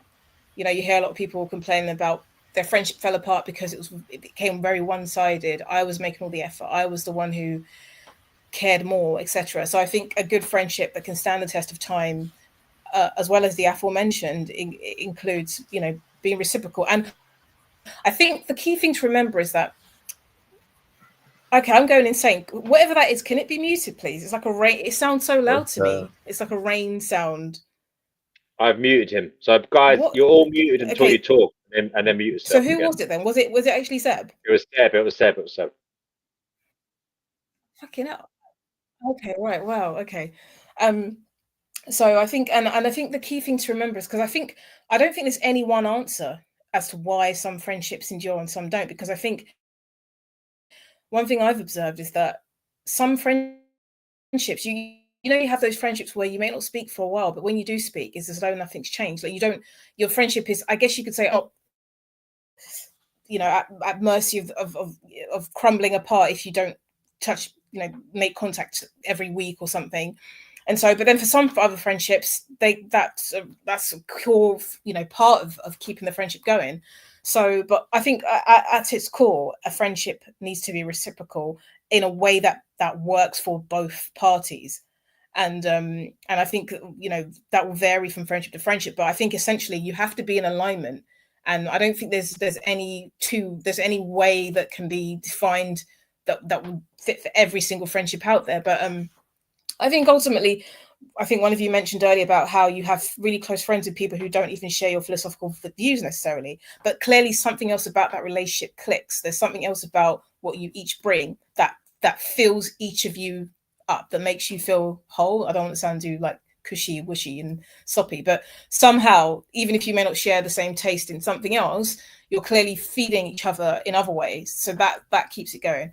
But I think essentially, I don't know. I don't think I don't think one thing I've learned as I got older is that there isn't one cookie cutter type of friendship the way we're sort of sold it in the media. I don't think it, and I think Yeah. that's a big part of why people are disappointed with relationships, friendships and romantic relationships, because we are sold this image of what a perfect friendship looks like. And if your friend isn't doing this, they're not a real friend. You even see these articles online, 10 signs to know if a friend is a fake friend, and then you read it, you go, okay, hold on a second, my friend kind of ticks some of those boxes, but I still don't think she's a fake friend, And so I think it is all about, there's something, it's a unique experience. But I think ultimately you touched on a good point, D&W, about how people should be taught to pick up on signs, because I think these subtle ways in which people are essentially putting up with toxic experiences in relationships and friendships because they don't recognize that it's actually bad, and that these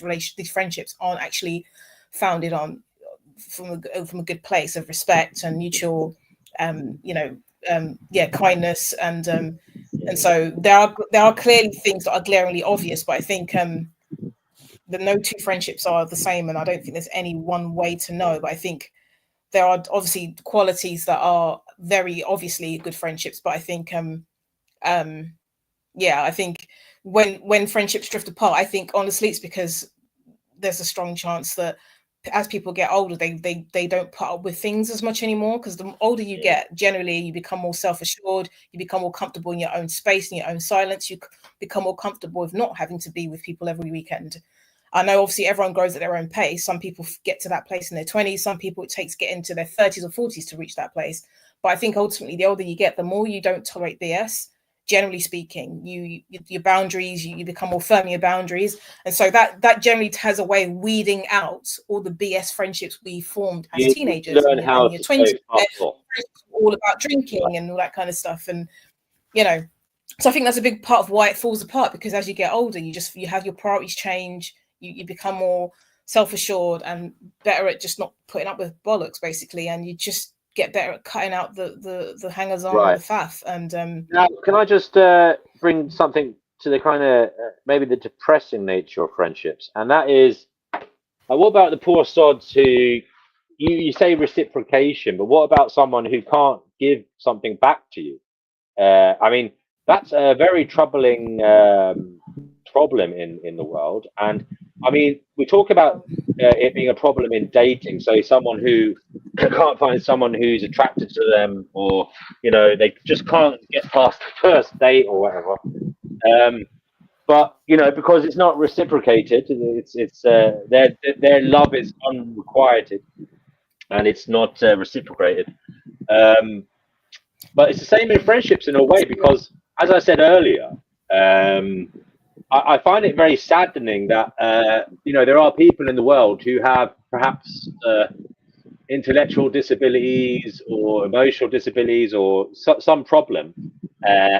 Maybe they've got a financial, maybe they've got a whole load of problems in, like, financial, intellectual, emotional, whatever.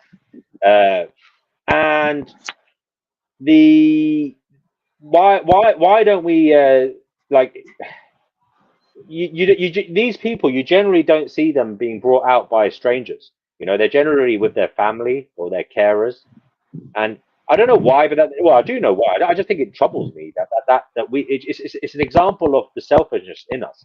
And I'm not saying that I'm not expecting everyone to go out and make a friend like that, but I do think it would be good if we did, you know, make friends with people who don't necessarily reciprocate, if you know what I mean.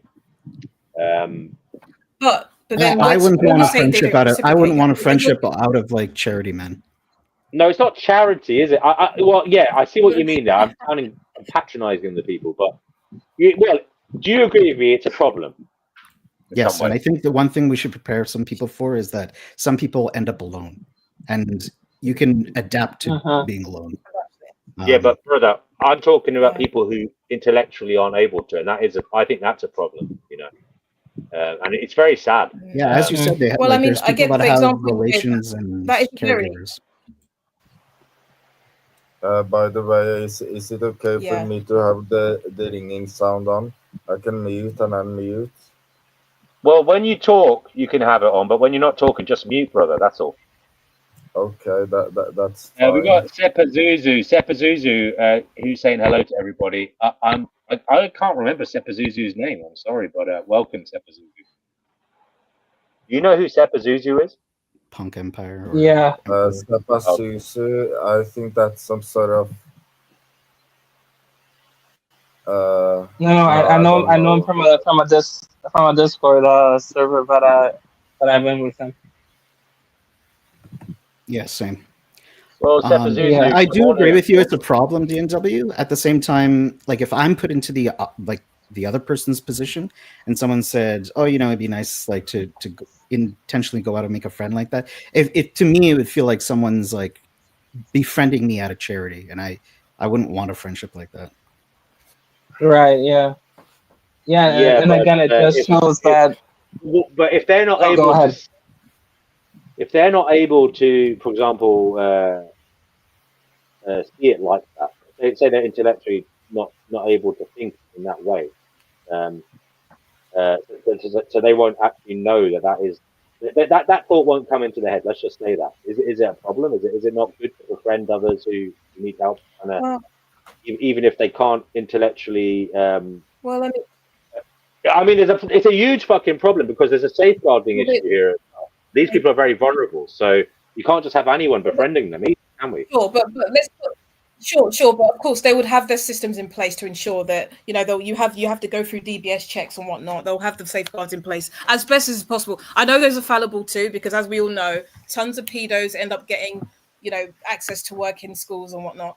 But in terms of that example, I guess it won't be reciprocal in the sort of conventional sense of as a relationship or friendships with two, I guess, fully able, fully fully cognitive, fully of a full mental capacity adults or people would have.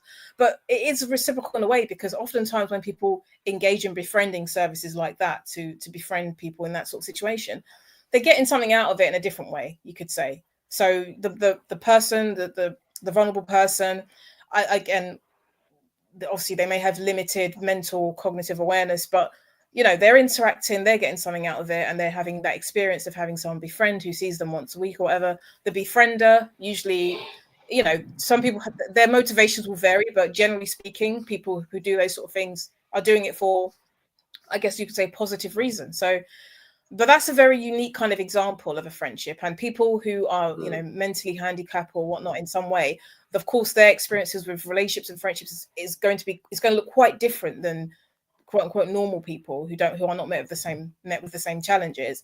But I think that is still, you can still see how there can be reciprocation in that setting as well, albeit in a different kind of manner than we otherwise would come to see in normal people. But then again it touches on the point I made. It touches on the point I made earlier about what every friendship is different. So in some friendships, reciprocation may look like, well, when I was there for you and I came to visit you when you were sick, I'm expecting that when I'm sick. That can be, just give a very simple example. But then in another friendship, one friend could be the one always lending all the money or something, and then the other friend might help in a different way, and that to them just works. So they don't look back and go, oh, I'm always the one giving the money, or I'm always the one doing this. It somehow works where even if they're reciprocating with different things, it doesn't have to be like for like, but if it works for them somehow, because maybe they're both in different places in their lives, or maybe they don't value certain thing. Maybe one person in that friendship values something more. So to them giving that isn't such a big deal, and then receiving what the other person gives back is fine for them. I don't know. The point is that there isn't a kind of a clear-cut formula as to what a suitable enough or adequate enough reciprocation looks like. It will just depend on the friendship. But if you are both happy with that and it works, then you will feel totally fulfilled in that friendship regardless.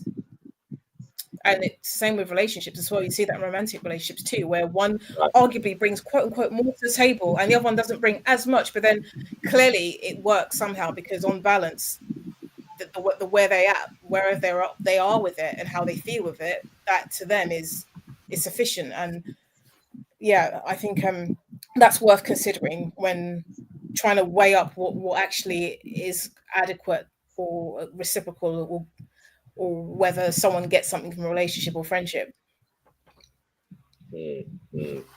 So another idea just popped into my head here, guys, and it is regarding online friends.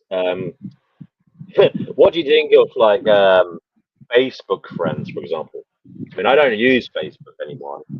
I still have an old profile, but I don't use it.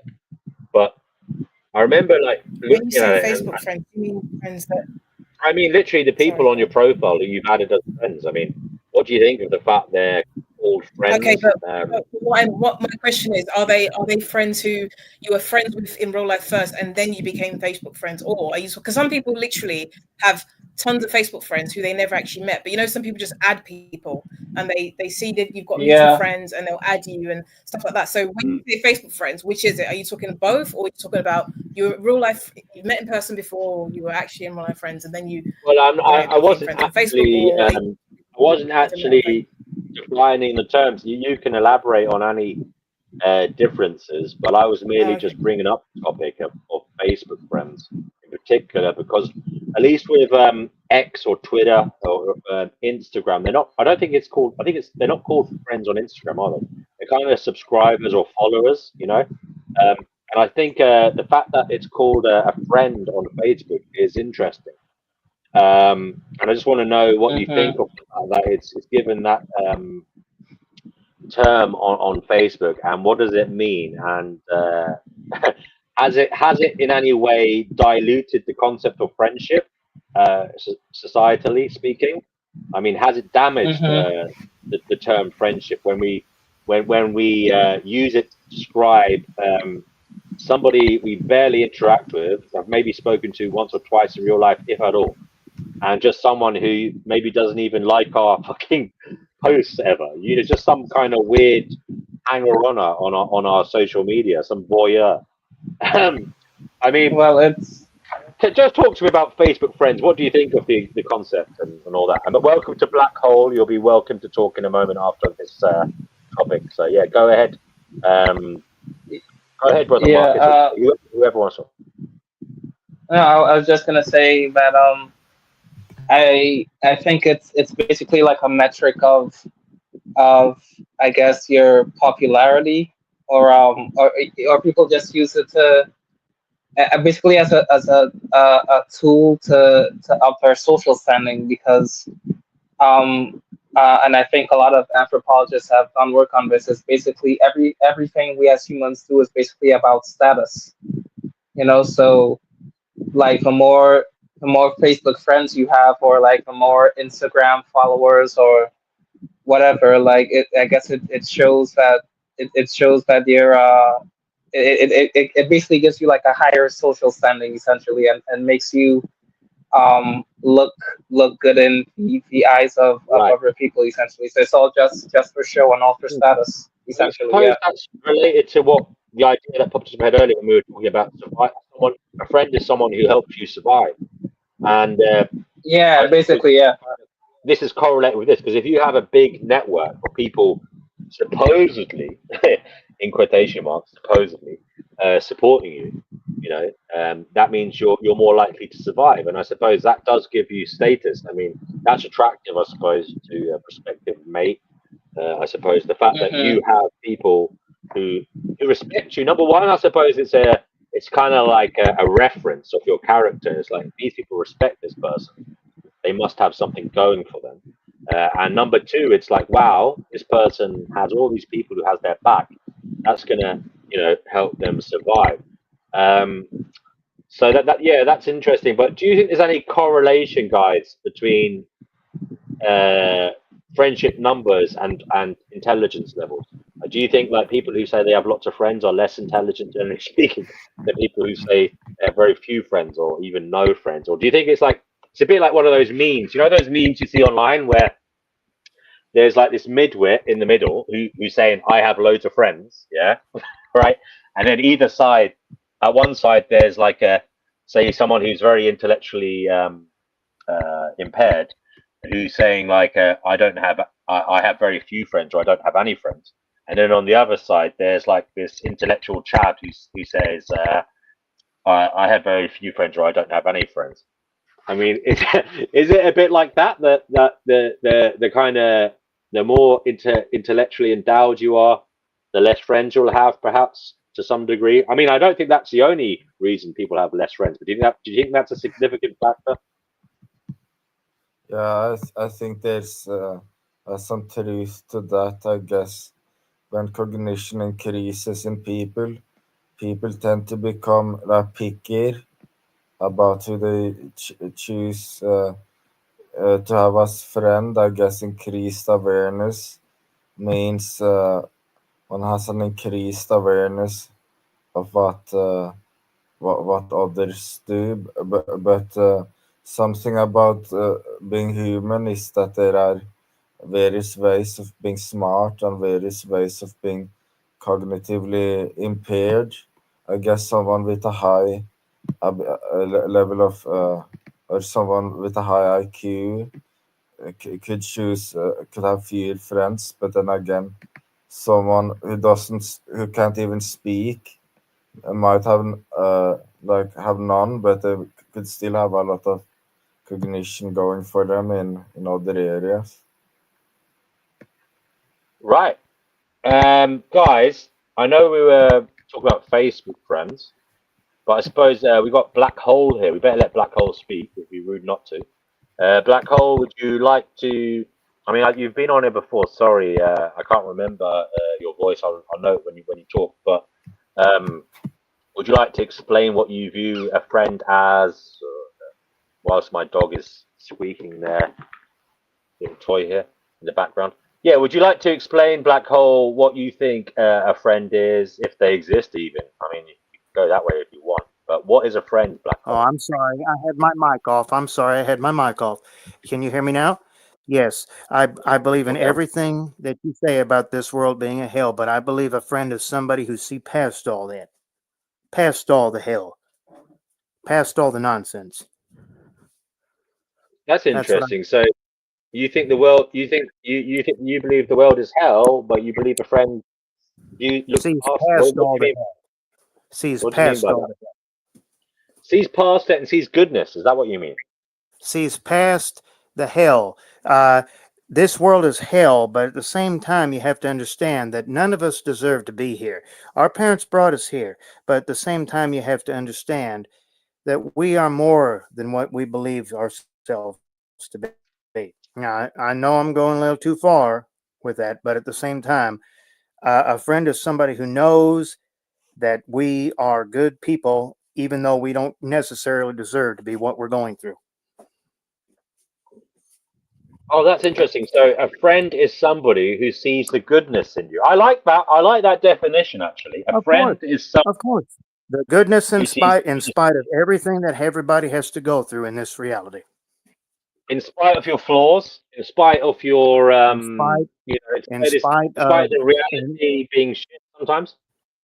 we have been brought into this reality. None of us remember ever asking to be here. Therefore, we are here against our will, and we are doing the best we can to make the best of it. And a friend is somebody who needs to understand that we're doing the best that we can in spite of everything. Well, I will say thank you very much, but I will also say I don't know if I was brought here against my will, and also the fact that I'm here now, I'm not necessarily here against my will because I'm not suicidal. I don't wish to exit at the moment, so I kind of am here. You know. None of us ever remember asking to be in this reality. Yeah, but you know, just because you don't remember doesn't mean there's not something else. Because, by the way, Black Hole, I'm not saying there is, but I seem, I forgive me if I'm wrong, but I get the gist that when you were talking earlier, you kind of maybe seem to imbue some kind of metaphysical notions towards this reality that are spiritual in nature. Am I right? I believe that we're all conscious beings and that we are I am presence and that we bring everything on ourselves. Therefore, anybody who is experiencing this reality needs to understand that anything that they're experiencing is about, everybody is imposing their will on everybody else. Therefore, all hardships are brought forth by people thinking that they're better than other people. And those people So it's need to understand that there's nobody better than anybody else. right. So it's an ego problem. I Yeah, I got would It you. is agree with ego. that. It is all about the ego. Fair It's enough. always Thank you, about the Black Hole. ego. It's Thank you always very about much. the And ego. I have you know what? I have a tendency to agree with you there that a lot of the problems in life are ego related. Definitely, Correct. it's about having too much of an expectation on others and too much self importance, perhaps, but also sometimes as well not letting things go because you're too attached to them for egotistical reasons. But anyway, I just want to bring in Bastian. Bastian Bash. Sorry, I've got this thing shown on screen because I'm not sure who Bastian is. Bastian, do you want to come on here and say you're on here? Do you want to say something? Bastian, Uh, introduce yourself. can you guys hear me? Yep. Oh Oh, yeah, Yeah. it's Sepazuzu, Yeah. I think. yeah. Hi, Oh I'm yeah, it's up. Yeah. yeah, I am Right, lovely. I can take Sepazuzu.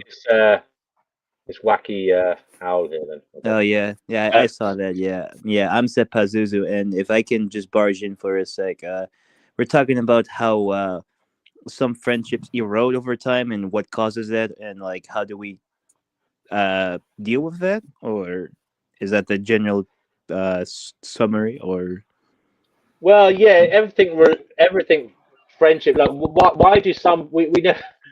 why do some friendships stand the test of time? Why do others, seem more transient? Why do others fail, Well, etc., etc.? well, I can only speak for myself. In my perspective, this is gonna sound pretty, pretty extreme, but like I would say I never had any close friends in person. Yeah, like I've always been a very socially awkward person all my life, so like I never really understood like the importance of a friendship up until recently, because like I just was always like I guess like isolated and not really worrying about that stuff.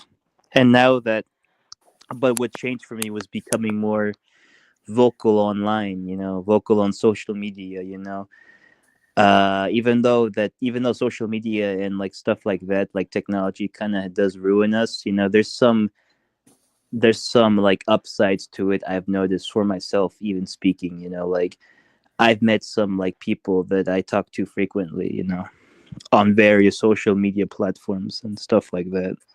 and I Right. and like and I've come to realize that like the way I was viewing people and as friend and as in friends in general is that like I like people who I can learn from, who I can have conversations with, while still realizing that people are temporary. I've known people back then who I thought were really close and they weren't, and even still now I'm still learning that. I still think that's true, even though I do value conversation. But like people are temporary, and that's something I've always believed in. So like I don't think it's a big deal that I lose like one or two people like over the years. Like I can always find someone else.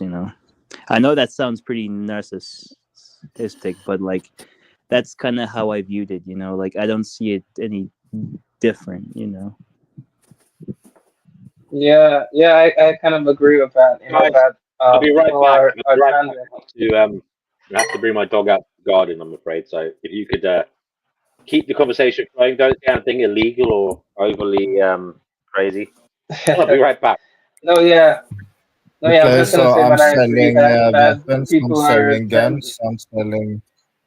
No, I'm just kidding. I'm sorry. Friend is a friend that's Oh there the well, whole. no, yeah, but yeah, I was just gonna say that I agree with Seb that people tend to be very very transient. And that they uh they're usually Hard to there for like a time and a well, what you're season, saying is what you're and then saying is they real go, friend. what? Wait, I can't hear you. You're kind of, I'm hearing a bit of an echo. Is anyone hearing it? I said it's hard to be a real friend. Yeah, it is. Yeah, Yeah, it's hard to yeah, be a yeah. real It friend. is. Yeah, yeah. Yeah, I it's hard to agree be a real. because because like you said, Seb,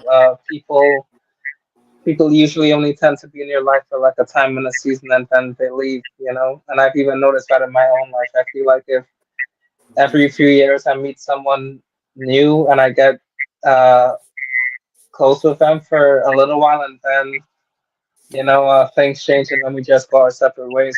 So yeah, it doesn't really feel like if there are any true out and out friends. Is Yeah, that mostly online or offline or both? that's I both for me. believe That's both for I, I me. guess I believe both. Yeah, both. I, Yeah.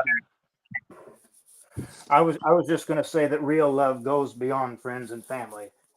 It's just love for the person that you are, and that's hard to find in today's world. Oh yeah, it What is. Yeah, what what what because what is love though? I mean, does anyone know how to They actually didn't love? It hurt doesn't seem me. like we live in. I believe I that knew you were real gonna say love, that. I mean the way that But I it view it. doesn't I seem like if see. no one doesn't seem I'm like if sorry. anyone knows how to actually like love anyone else, because no one has really been taught how to love. Yes, but a lot of people believe that loving somebody bring another innocent being into this world. I think love goes beyond this world.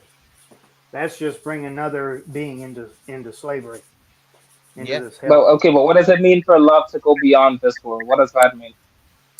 That means to not bring anybody in this world in the first place. That's Love is Right. anti-nihilism. Yes.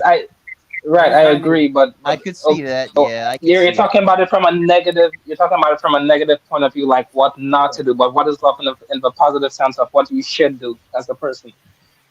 what we should do is to simply love each other on this earth until we pass into the realm to where we belong, and Right, not but what does that be mean? more You children. just use the word love again. But what do you mean by love? What does I want to get to the root of what love itself means? What does that mean?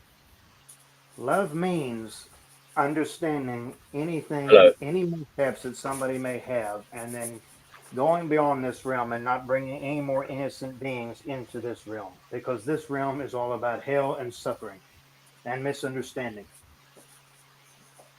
Hello, guys. I just want to say, yeah, you can touch your opinion, but I will say one thing. Is that Black Hole talking? Yes, I don't necessarily think antinatalism is the only form of love in terms of, like, I think people who breed do it as an act of love sometimes. I genuinely do believe that. I mean, okay. especially people who think about it. There's some people who literally think it's good to bring people into this world. Like they think life is a gift. They genuinely think that. Okay, they're not just saying it as a kind But of like at the coping same mechanism. time, There are this people world who is all about genuinely suffering. believe that. This What? world is all about suffering and misunderstanding, as I have come to understand. Listen, Black Hole. I sympathise with you, and but I think that the problem. Well, I see the problem, but the thing about being human is the different perspectives people have and the different angles they're coming from. Whether we like it or not, whether you like it or not, people have different opinions. Okay, Correct. and Correct. they Correct. might be very, very happy people having positive experience, and they might think, you know what, I can give a child a very good life. And I'm not saying, but and they're not thinking about the risk side of it because for whatever reason, their biology hasn't compelled them to do that. Well, it, Their psychology, their biology, uh, I agree. I agree. and I can't judge them for that. I can't say that they're bad people, and I can't say it's not an act of love. That's what I want to say. I can't say it's not an act of love. You know, when they're actually, if someone is doing something in good faith, yeah, with good Okay. intentions, I can't say it's not an act of love if that's what's driving them. Even if I think it might be dangerous or risky or All good. possibly All good. terrible. It's your stream. It's all good. Uh, Yeah, just one thing I was thinking about while my dog was taking a whiz on the lawn, and that was when we're is friendship just all about ourselves? Are we just basically befriending our inner self through others? uh, Yeah, We're just, you're all can, me. can I answer that? we're I'm just, we're going just, to we're just, leave streams. Can I we're say just my closing statements? I think the word you're I'm looking not for is actually respect. going. Yeah, The word it's you're one looking late. second. for is respect, right? Seb is going. Seb is going. Let Seb talk, and then I'll finish. Go on, Seb. Seb is going. Go on. Okay, thanks. I thought I should make use of the whole closing statements thing, Go on since then. it's late, and I better say this before my cognition goes to shit due to the sleepiness. So I came up with a fable called "The Boy with the Clown Shoes." And I feel like it could answer why the connections fade. It's an original fable that I came up with just now. So there was a boy with clown shoes who walked outside, and in the beginning the boy was so self-conscious about it all those weird glares, all those people laughing and pointing at the clown shoes. But eventually, the boy got conditioned to walking outside with the clown shoes, and uh, I guess the boy knew. I guess that the other people would have a contempt or find the whole thing very silly. But it, it got like there became like a decreased awareness of it. And then the boy walked with the clown shoes for several years. But then one time he asked himself, why the hell am I wearing clown shoes for? I guess there's a moment after one has been in a routine where one just spontaneously gets a moment of extreme self-awareness where one asks oneself, what the hell am I even doing? I guess these moments can come up where it fights against what one has been conditioned to believe, and Right. so I think it's moment in self-awareness one questions other people and one stops being friends with them. Okay. All right. That was an interesting input there, Deb. I have to replay it though, because it was a bit late to take that all in. But Yeah, thank you. thanks. Are you staying or going? No, it's extremely late. If I stay Okay. here, then All right. my cognition will be dampened due to sleepiness, so I have No to go problem. now. Well, it was lovely to have you here. We'll see you next time, brother. Yeah, and I hope I guess it might have been like yeah, I think the fable was all right. I guess I could have added some more things to it, If you but could, please write it just think out for us about and it. leave it in a comment under the video. That's okay. Guys, yeah, no, I Yeah, was making a okay. serious point there. I was making a serious point about Okay, I'll chat to uh, you people later. Bye bye. take care, Seb. Bye, bye, bye. Take care, Um, Seb. I was making a serious point there about friendship. Is it all just us, like kind of like befriending ourselves in a weird kind of way? Like we're just pleasing ourselves, you know? We're like kind of looking after number one. Look outside. You got to look outside yourself. You've made your point. You got to look outside of yourself. That's the point you're making, right? You got to look outside of yourself. I don't know if you can look outside of yourself, to be honest with you, Black Hole. You have to you have to go outside of what you believe to be a true friend to somebody else. Is that Okay. what you're implying? No, I was actually kind of implying the opposite. That Oh, when we make friends, it's all just to appease our inner self. It's all just to like you're even more please. brilliant. You're even more brilliant than I thought you were. Sorry. That's amazing. You're even more brilliant than I thought you were. But at the same time, you have to understand that there are other consciousness beings outside of yourself. Do you agree with me? Sorry, there are other conscious beings outside of himself, of course. Outside of yourself. So you have to look outside of yourself and be a friend to those outside of you. But Yes, are all you I'm saying saying. like the people that we like befriends, they sort of Yes. reflect upon our like what we value, so we keep them around or something like that? Or, You talk about me here. yeah, you Not like when you say necessarily. Sorry, Not Black Hole. He's talking to me here. yeah, That's what GNW he's when doing. you say like well, I forgot the phrasing that you used, but Yeah, it's just to appease our inner self. So basically, what I'm saying is, yeah. our friends are kind of a kind of mirror of what we value in our Yes, inward I agree. I world, agree. in our Yes, inner I world. agree. I agree with you there. Or, They're I'm friends. not. Hold on, that might be too intellectual. It's like Okay. our friends are just a mirror, or like a kind of magnification of what we feel comfortable with, or what makes us. What makes Our us friends feel are a magnification of our inner mind, our inner world, our inner psychology. Perhaps that's some way of looking at it. I mean, if our friends are chaotic, our mind is chaotic. If our those that friends don't go are, against it? Those that don't hmm? go against what we believe. Hmm. Anyway, I'm yeah, brother Marcus. I was just kind of trying to say that our friends are just a kind of projection of our inner selves. Like it's like Sure. they do say if you look at someone's friends, you kind of can get a picture of who the person is. Mm-hmm. well, that's unfortunate.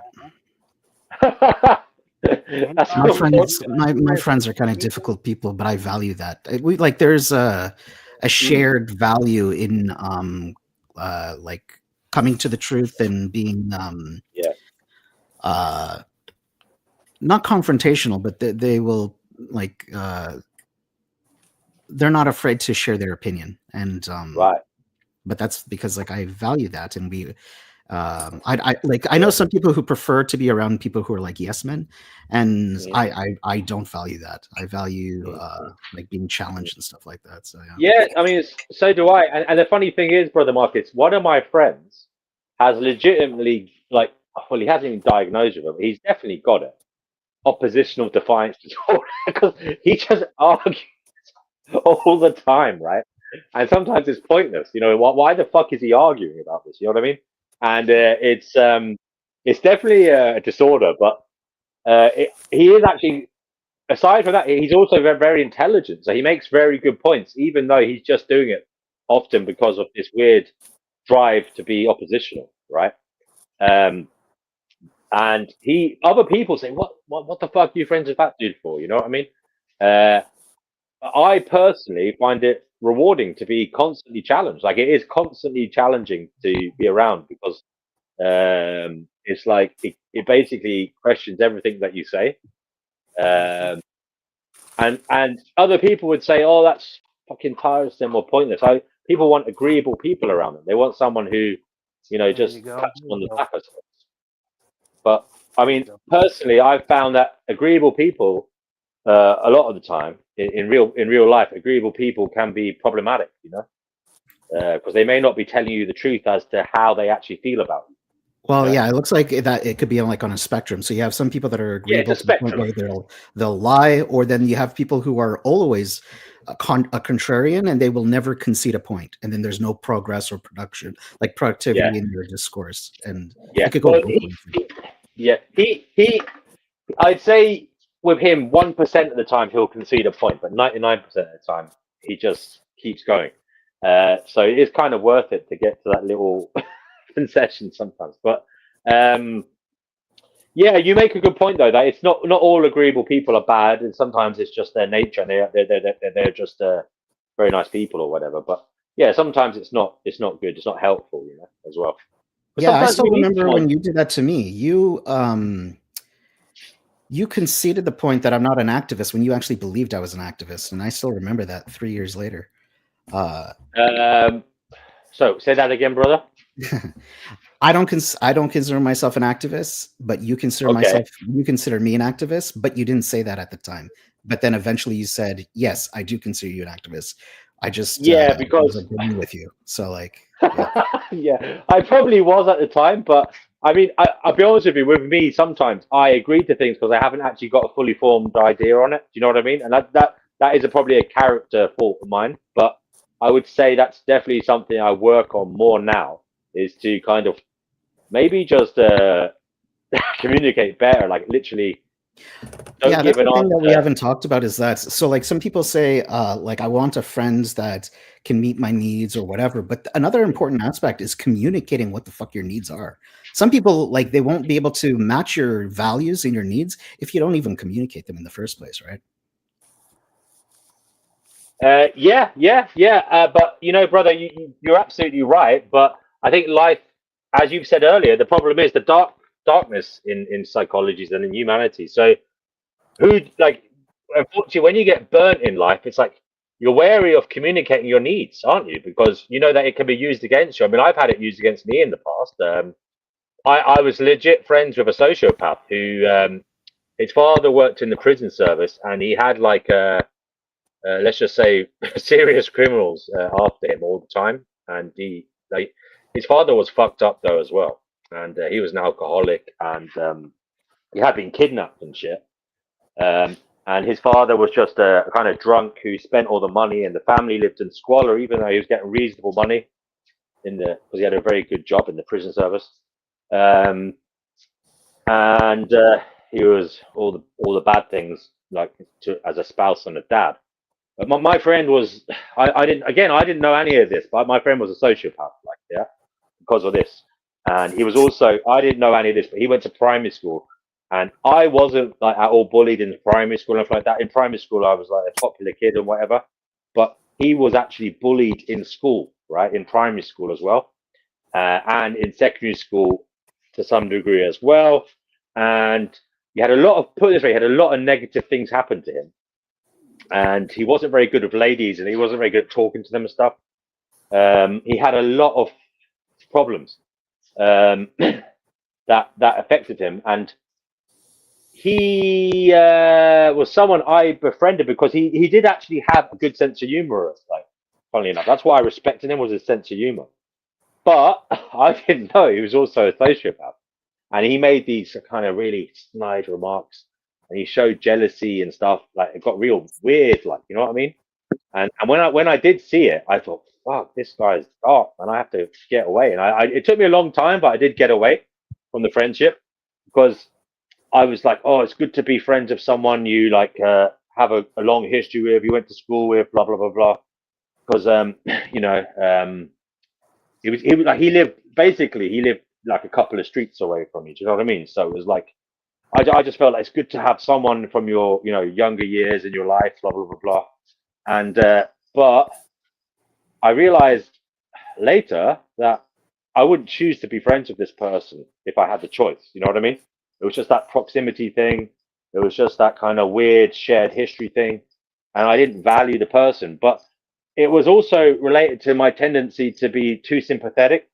And this goes down to perhaps my agreeable nature sometimes, that isn't helpful because sometimes people do need to kick up the ass, Yeah. and me included, and you can be too nice. I mean, I don't like Jordan Peterson, but I do think he's right on some things. I think he's right about that sometimes, but I do believe there's tact in how you do it. Tact in how you do it is necessary because you do have to remember it's a human being. And I genuinely believe that when people are arseholes, it's because they're suffering inside. I don't necessarily like, and I think there's a tactful way of doing it because if you are overly, if you react in the same way that they are to you, what you're kind of doing is you're adding to their worldview that the world hates them, or the world is really against them as an individual, like it's all against them, and you're kind of compounding their psychological issues.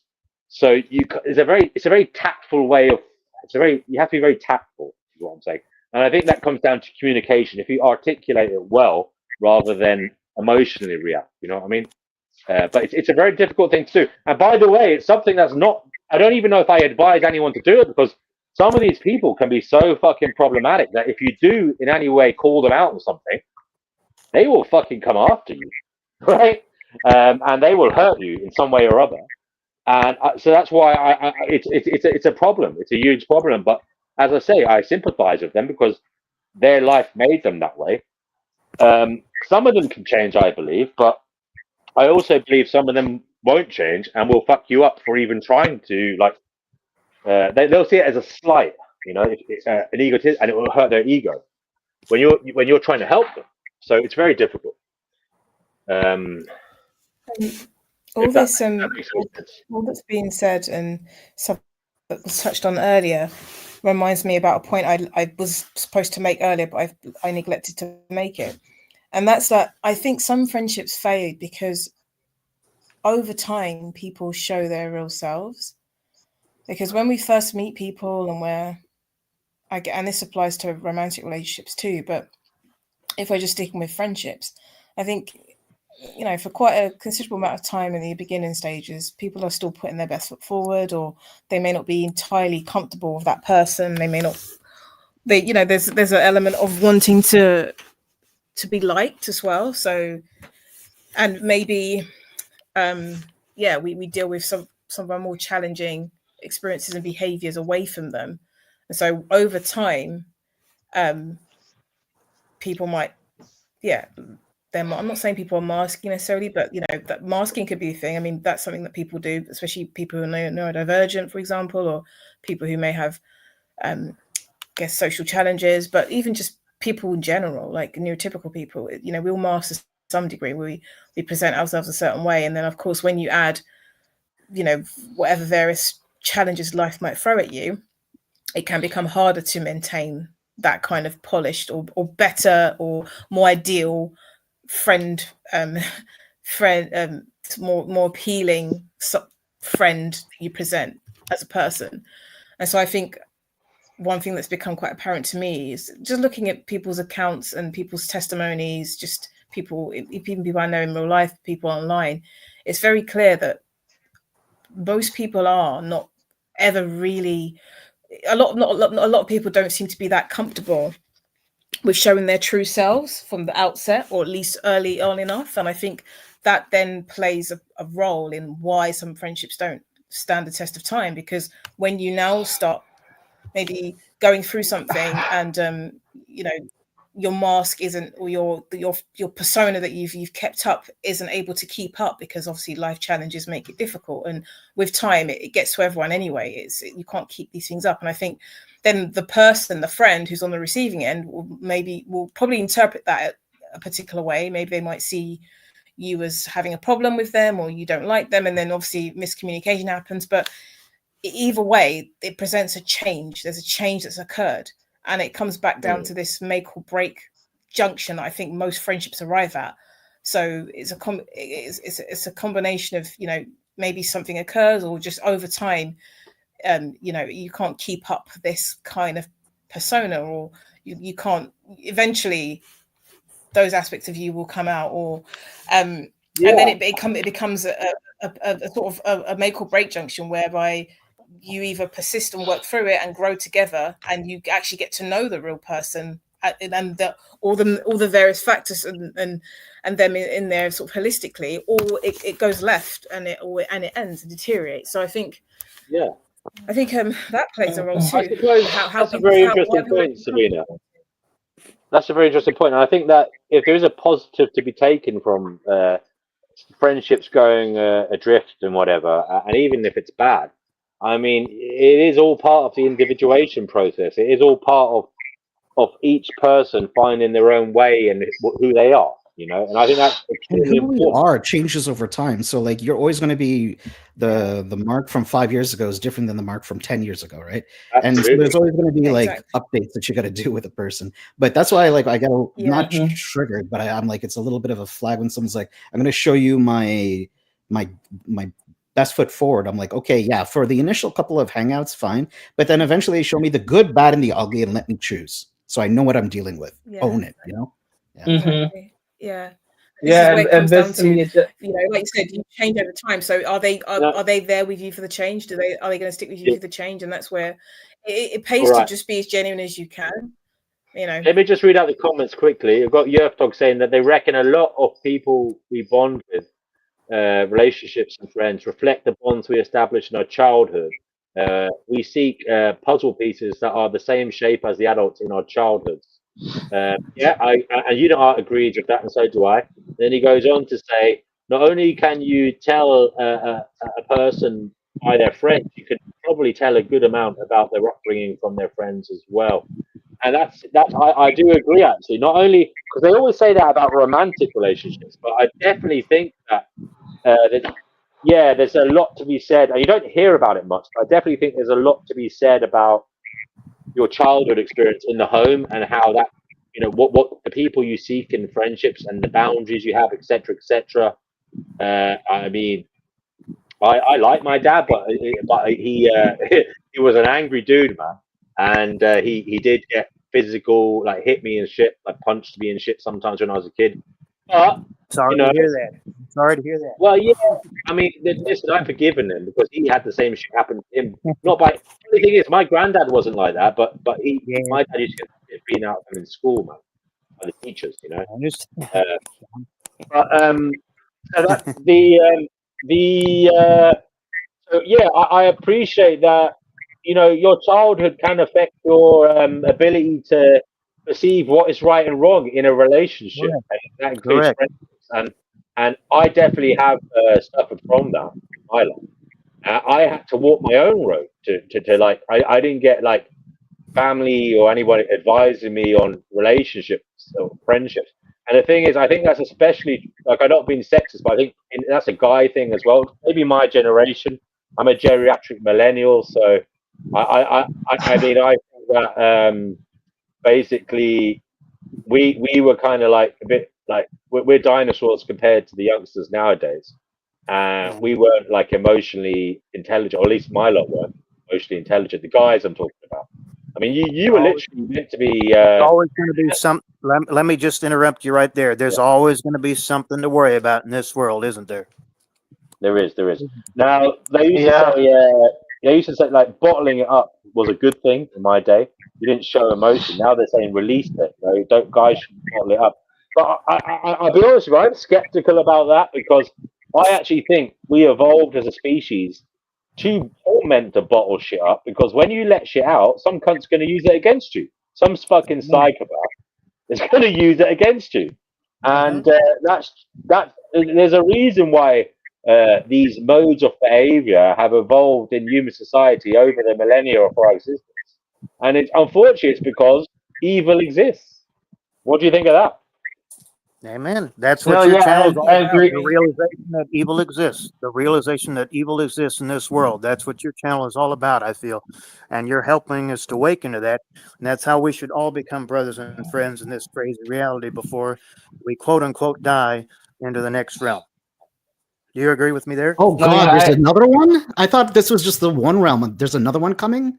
Oh my Brother I God. hope Marcus, so. I hope there's brother, something beyond these hell realm, guys. I don't want. Oh God, I don't.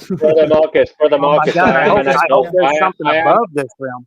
I hope there's something I am. above this realm that's more pleasant than this reality. Oh my god! My worst nightmare is that this is as good as it gets, and it could possibly get worse and worse and worse. Oh my God! But Don't tell me I that. Oh mean, my Then God! there's more pleasant and the thing is those on the table. And the thing is on the table. I mean, this shit Isn't this the happens to us. dumbest? This is the stupidest reality you can imagine, don't you think? yes, How yeah, can it you Here is. think we it's Yeah, dumber go. I than think this? about this a How lot. can Here you Like we think it's go. dumber than this Hold this? world on, is just hold on. Here we go. Year of dogs. Year of I'll dogs be quiet. comes I'm in. talking. Fucking, I I'll be can't get quiet. away with anything.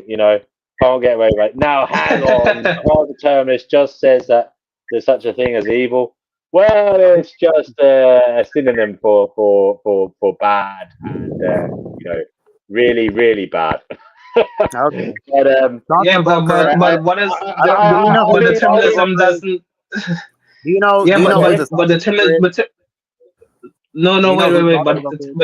determinism isn't mutually exclusive against evil though. So I don't get what the correlation is. well, That I mean, I think I think both even I some people say evil is a matter of morality, okay, but because yeah there's like a Evil is a choosing to do man-made wrong. concept. Evil is a man-made concept.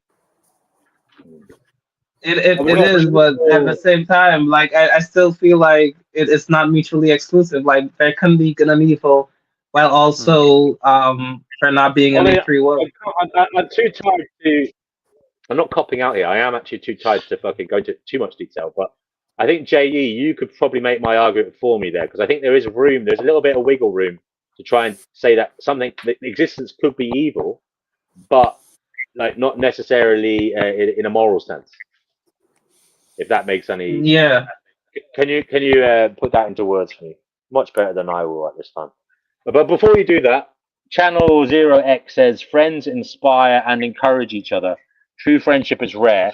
Most are afraid of others pulling ahead of them. That's interesting. Now, I would this. Sorry, Shahi, I just want to say something on this. One of the things I noticed in my teens, right, and I was a never like. I mean, I like in sport and shit. I like trying to like score a try or whatever, or fucking playing football, like score goals. I had that competitive element in me, but I was amazed at like my close friends being competitive jerks, academically in the end in the final years of school when we did our final exams in school, secondary school. But funny enough, I beat them, but I wasn't an academic. I wasn't like a natural. I wouldn't say I was an academic. I got good exam results in my school, but people were surprised because I was like a bit of a clowner. I was a bit of a joker and a bit of a. I mean, I did. It just seemed, as I'm sure you see on my channel, I didn't take things too seriously academically, and so I shocked a lot of people. But I was very surprised when I saw the competitive nature of some people come out in my own circles, and you could see the jealous and the green-eyed monsters coming in. I don't know. Were you ever shocked at the green-eyed monster coming out in Friends? People you thought had like were on your side who would share your kind of, your happiness, as it were. Be something beyond the veil. Something beyond the veil is what you're implying. No, I'm just seriously asking: have you genuinely been shocked at the green-eyed monster in people that you've viewed as friends, and you're like, what the fuck? Once you experience it the first time, it's no longer shocking. That's my experience. I Yeah, mean, same. okay, Yeah. maybe not the But first you are time my friend. strictly, But but you I are want my to say it didn't take me several times to be surprised at it, because it does it. Yeah, sure, it's shocking, but then I think, I suppose everyone's different, but when something like that happens, it does. Yeah. It, Not everybody is like that. Not everybody is like that, but some people are. Some people form a close relationship with you, and yet will be jealous of you when you succeed or do something positive. But I have to admit, not everyone. Most people aren't like that. I don't think most people are like no that, but there jealousy is clearly the are. answer. There's I no like No, I jealousy. what disagree. do you I mean? do think that a lot of people are like I'm that, not like bro. what? Sorry. Yeah. Like No Sorry, just jealousy. jealous of clarification. I'm not people's like what? jealous of people's success when their friends do better than them. Yeah. Is that what you meant, DNW? Real friendship doesn't have jealousy. Real friendship doesn't Well, have yeah, DNW, jealousy. is that what you meant? I suppose so. I mean, I was shocked to the Yeah. core. In particular, like some friends, I was absolutely shocked to the core. I remember when I was about 23, I had a really well-paid job, and my friend knew about it, and I wasn't even bragging about it and shit. But when I got that job, this dude was really fucking getting like, it was clearly getting jealous because he was making snide remarks and shit. You know what I mean? And because like Yeah. I mean, I yeah. couldn't believe the sea change. I couldn't believe the sea change in his demeanor. It was really fucking weird. Really fucking, and things like that shocked me a lot. But as shocking as it is, right? And this is the point I was leading to, that the first time, maybe the first couple of times, it shocks you, but then all it takes is a few times for you to sit down and go, Sorry, well, man. why are they jealous? And you have to recognize that it's in our, people. It's almost like that how some people react when their friends start doing better than them. It makes you question your own achievements, because on the one hand you think you should be happy for them, and on some levels you are, but then also it forces you to, then it's threatening the dynamics, because at one point you're both on the same level, or you may even been ahead of them, and then if they suddenly achieve something great that in society's eyes, or based on whatever standards, puts them ahead of you, that then just has an automatic effect of making you feel, I guess, less than. And that's just a natural way in which we respond. So when you understand that, it isn't too surprising to really to see that No, a friend may be jealous. it's Now, not surprising, but how they go about it, how they go about it is the key, because I've even been in that position where I'm happy for my friend, but then it makes me obviously makes me then look at myself. But then the real friend would obviously should still express joy for you, and they shouldn't overtly try and put you down, or try and maybe because some there'll be snide remarks, as you said, as they did, they to try and put you down, or maybe make you not feel like it's a good achievement. That's where they went wrong. That's the sign of a bad friend. right. But I think it's totally But can I natural for just you to say, be I think to Thought be Provoker's jealous of your here. friend's Welcome, achievement. TP. Great to see you. Thought Provoker has hit the fucking nail on the head. I got to give him a round of applause, actually. Thought provoker.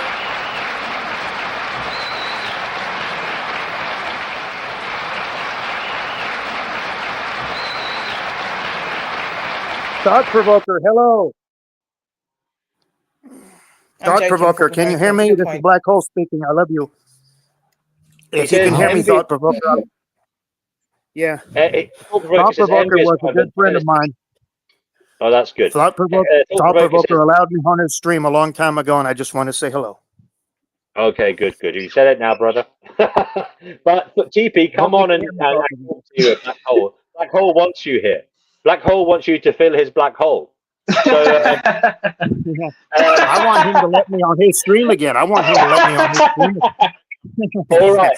Okay. So anyway, let me fucking read the fucking Not that I don't love your stream. Not that I don't love your stream. I swear to God, I'm not jealous of Thought Provoker's popularity. There's the jealousy coming It's not that. I'm going way too far. TP, you should come on, brother. You should come on. It's good to see you, Come mate. on, TP. Come on, TP. Join us. TP says envy is fine, but jealous is a whole other thing. And I think that's a really good fucking point. I want to emphasize it. It's a really, really intelligent fucking addition to our conversation. And there is a difference between envy and jealousy. And I'll be honest with you, I didn't really fucking know that in life. And then I realized. So I remember reading about the. It's like I think he heard me. I think he heard me make my comment about jealousy a minute ago. Well, You were it's listening something that to me, everybody's weren't you? aware. People often think they're the same thing. You can feel envious. Yeah, I thought they were the same That's thing. why Yeah. he's the thought provoker. That's why he's the thought provoker. He inspires thought. Yeah, Believe me. yeah. He's a great dude. So he should come on here and keep your streams going, TP. You're doing well as well, and it's always good to have the conversations flowing. But if you can come on here, TP, I mean, if TP wants to take over and do his stream after this, then yeah, everybody should jump ship. I mean, we've been going. But yeah, I don't think I've ever found any better friends than the friends I've made on YouTube. That's all I can say about that. I don't know You whether guys know what you're to talking congratulate you or commiserate with you. Black hole brother, I am jesting here because I am skeptical of the whole YouTube community, and that's only like. But I'm also hold on a second. I'm also another thing we didn't talk about is like parasocial connections too. Like that's probably that's a big one as well. So parasocial relationships. Well, that seems a little bit too highbrow for me. But let's talk about it in a moment. Black hole, I am only joking. I am very thankful for YouTube and these kind of conversations. And yes, I am, yes.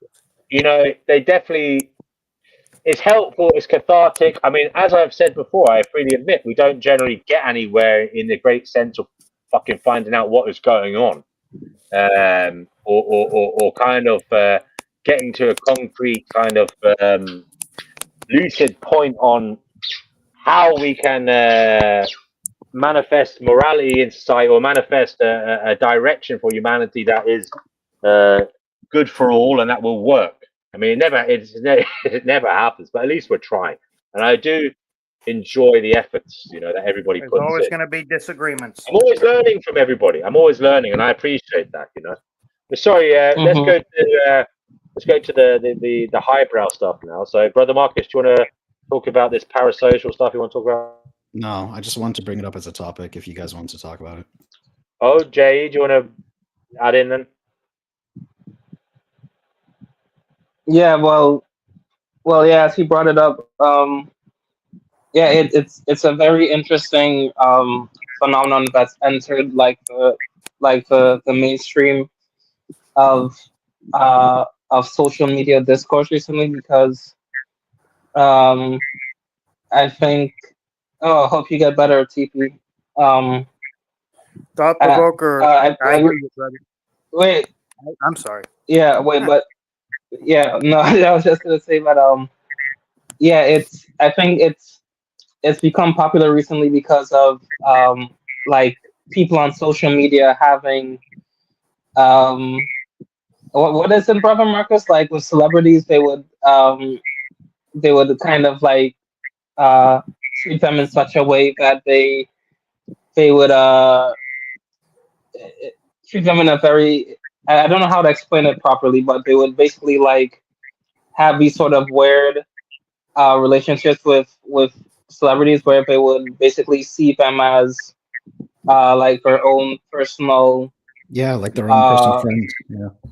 Their own personal friend essentially, and they would feel like if they can basically do anything to them,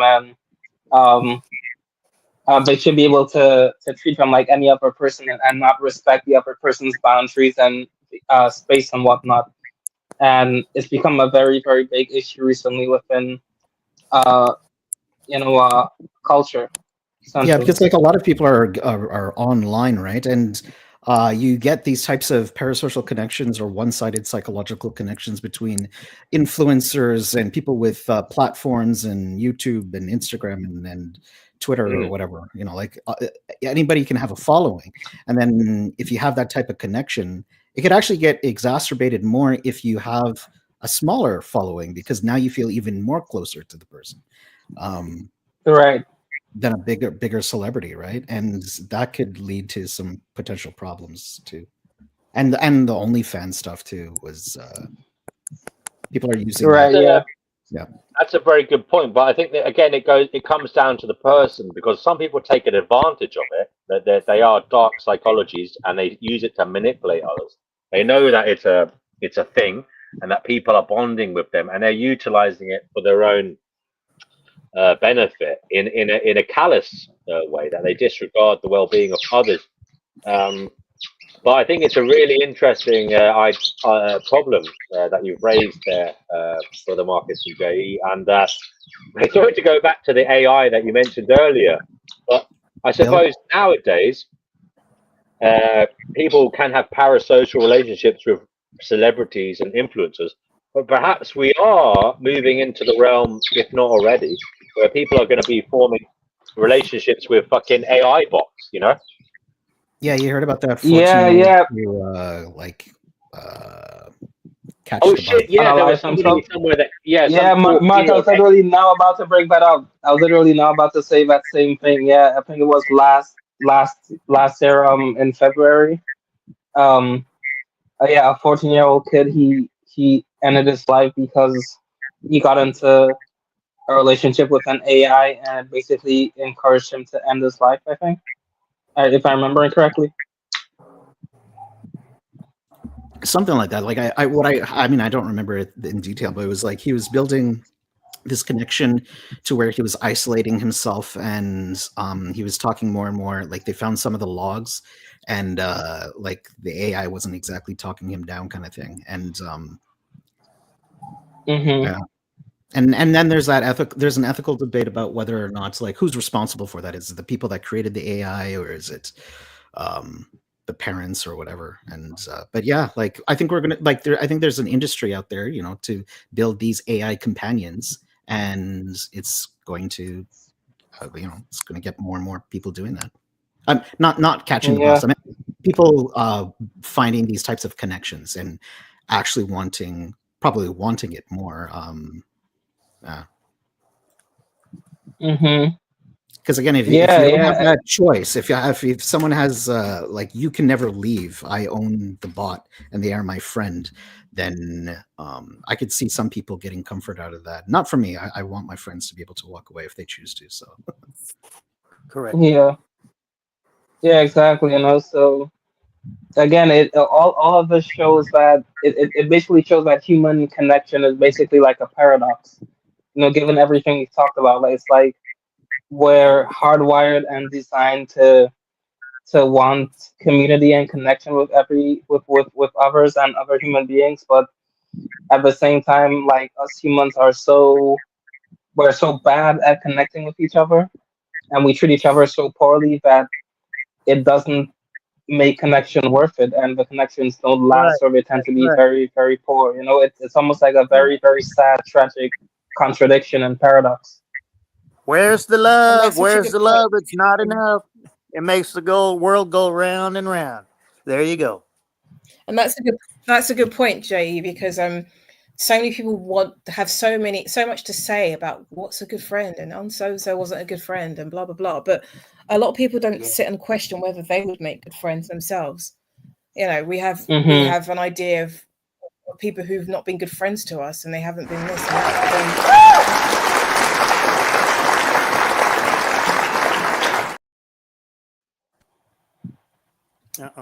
Thank you. You know, and so. No, yeah, go ahead, Savina. Yeah. That was all I wanted to say, really. It's, I mean, how many of us can say we actually have the qualities that would actually make a good friend? You know, me, that I saying can do it. that if you want, I'm better and stronger. Real friendships last free. Real friendships last free. No, but it is a very good point. And I think one of the key things I've been thinking about lately is self-awareness. People need to really become self-aware. And I think that will help a lot of people knowing what's important for you, knowing whether you're a good person. There you go. But one person's a good person is another person's a bad person, your right? effects on others. Sorry, Brother Marcus. Well, one person's good person could be another person's bad person, right? Oh no, Yeah, yeah, that's true. absolutely right as well. And but trying to make peace with that, Yeah.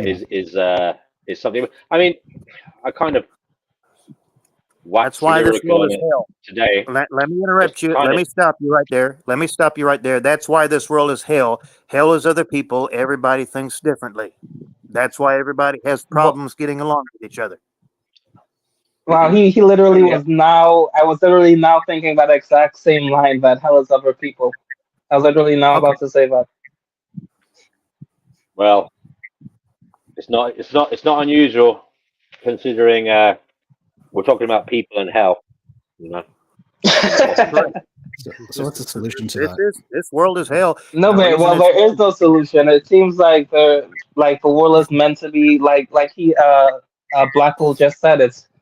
I yeah, often think about this a lot too. It feels like if this world was designed for everyone to basically be mirror reflections of everything that they don't like as you everything said, that you I don't like in remember you someone else is a saying, mirror reflection of something that you don't like within yourself, Right, essentially. And so we're there all you just go. right. projecting different aspects of ourselves that we don't like I onto each think other and hitting each other.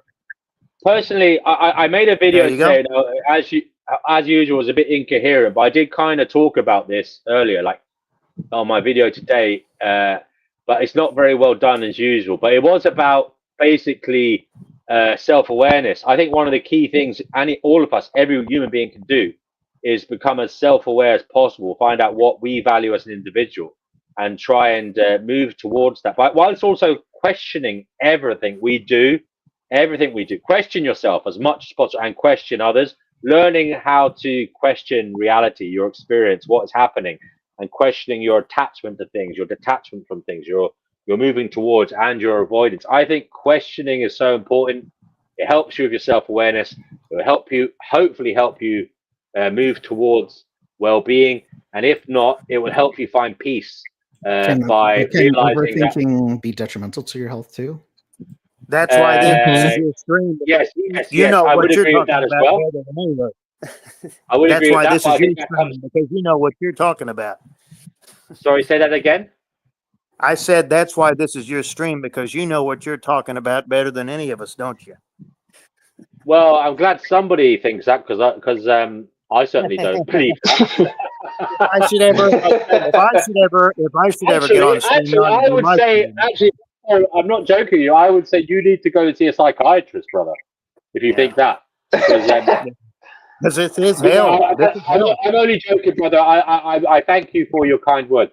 Now, what I will say is definitely self-awareness and questioning everything as much as possible. But what Brother Marcus said is very important as well. Too much thinking is detrimental. So you have to, but that's part of the self-awareness thing.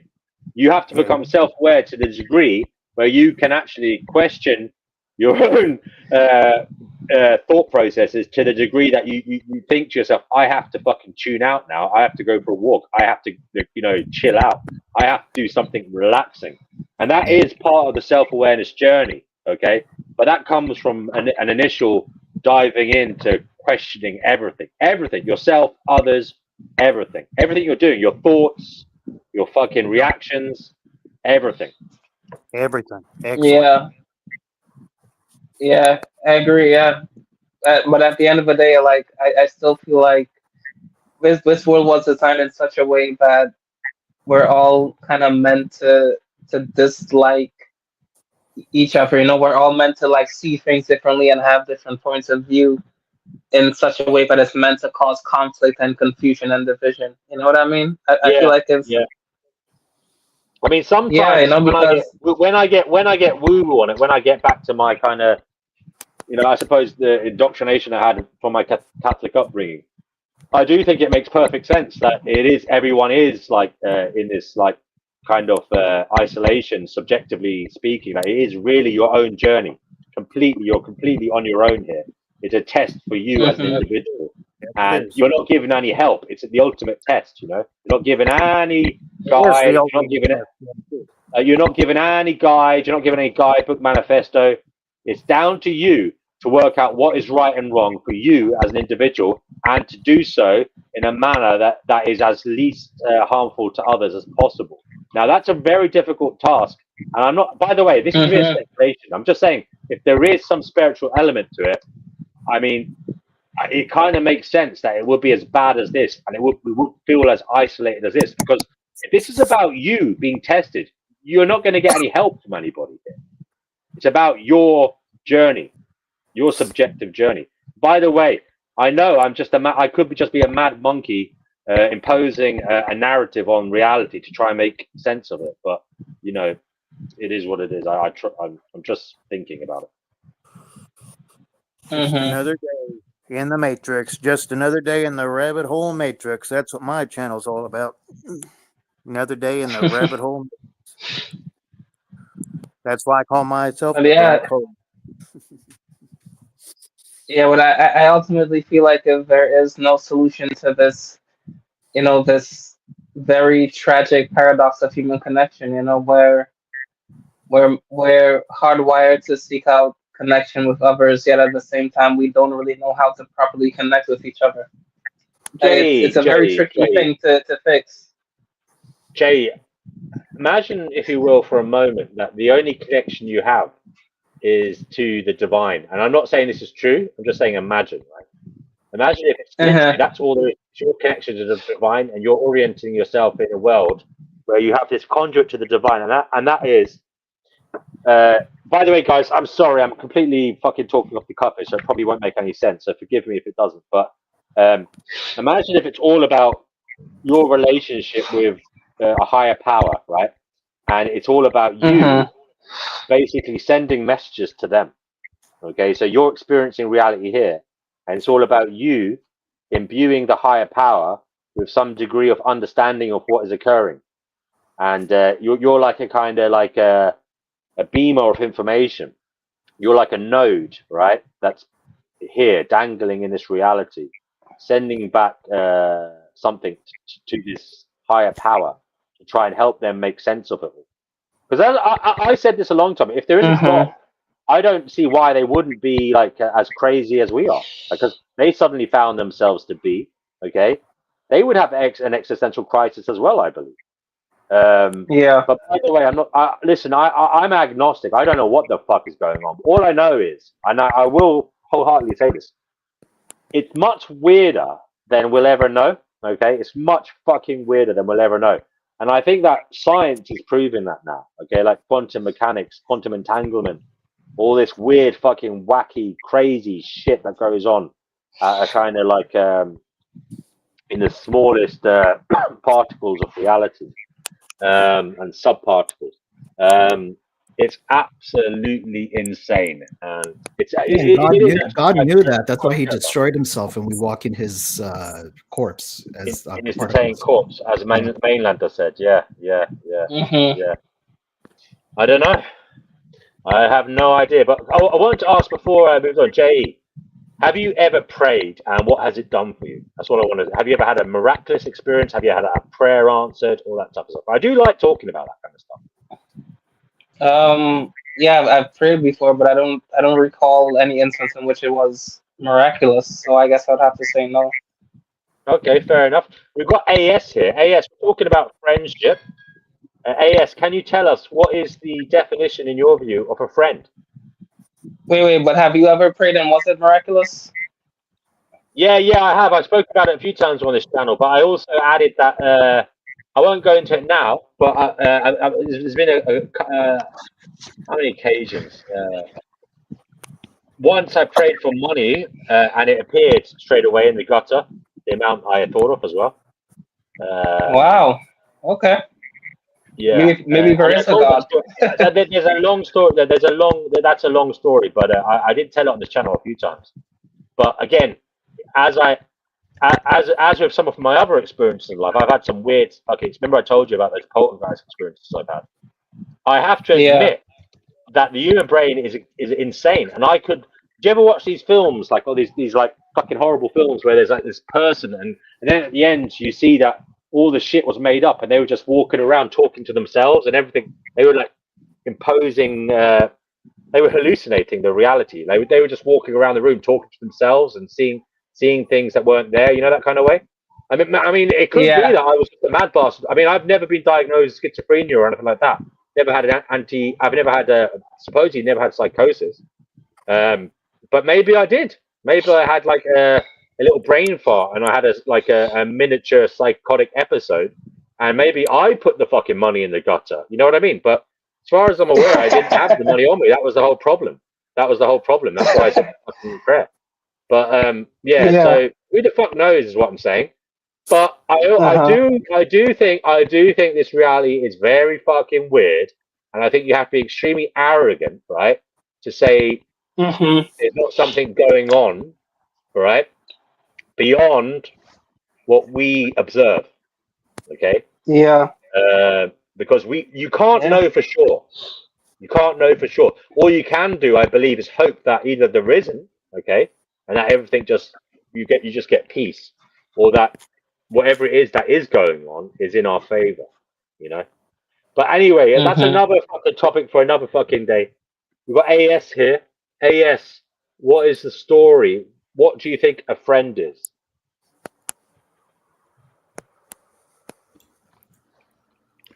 Well, you do that thing where you fall backwards and they catch you, and you have to trust them. There you go. There you go. Good answer. Oh. How you doing? How it gets past? It's been a long time. How you doing? It's Black Hole In saying hi. reality, you end up with a How cat you doing? scroll. I don't Wait, know. sorry, who Black Sabina, AS, Hole say is. that would you again. like to let From AS Thought stand on the Provoking Mind. soapbox for a moment, guys, without butting in, because he needs a little bit of room to talk, you know. And he's a very Mm-hmm. good Okay. talker when he gets going. So AS, and he is behaving himself. He has stepped down on a lot of things. I'm glad that with his progress. AS, you said a friend is someone who watches your back and you can trust. Is that right? Yeah. And how does that happen? How do you find friends? How do you make friends? What is the whole friendship making process now for you, or for an adult in general, for a human being? How important are friends? You could just give a speech, an impromptu speech on friendship, if you Mm, I don't know. It's been a very, very long time since I made one. will. Okay, and how did that go for you? If you want, you don't have to tell us, but What are we talking about? friendship. How do you rate friendship in general as a phenomenon? I don't understand the question. Well, I mean, do you think friendship is important? Well, obviously, yeah.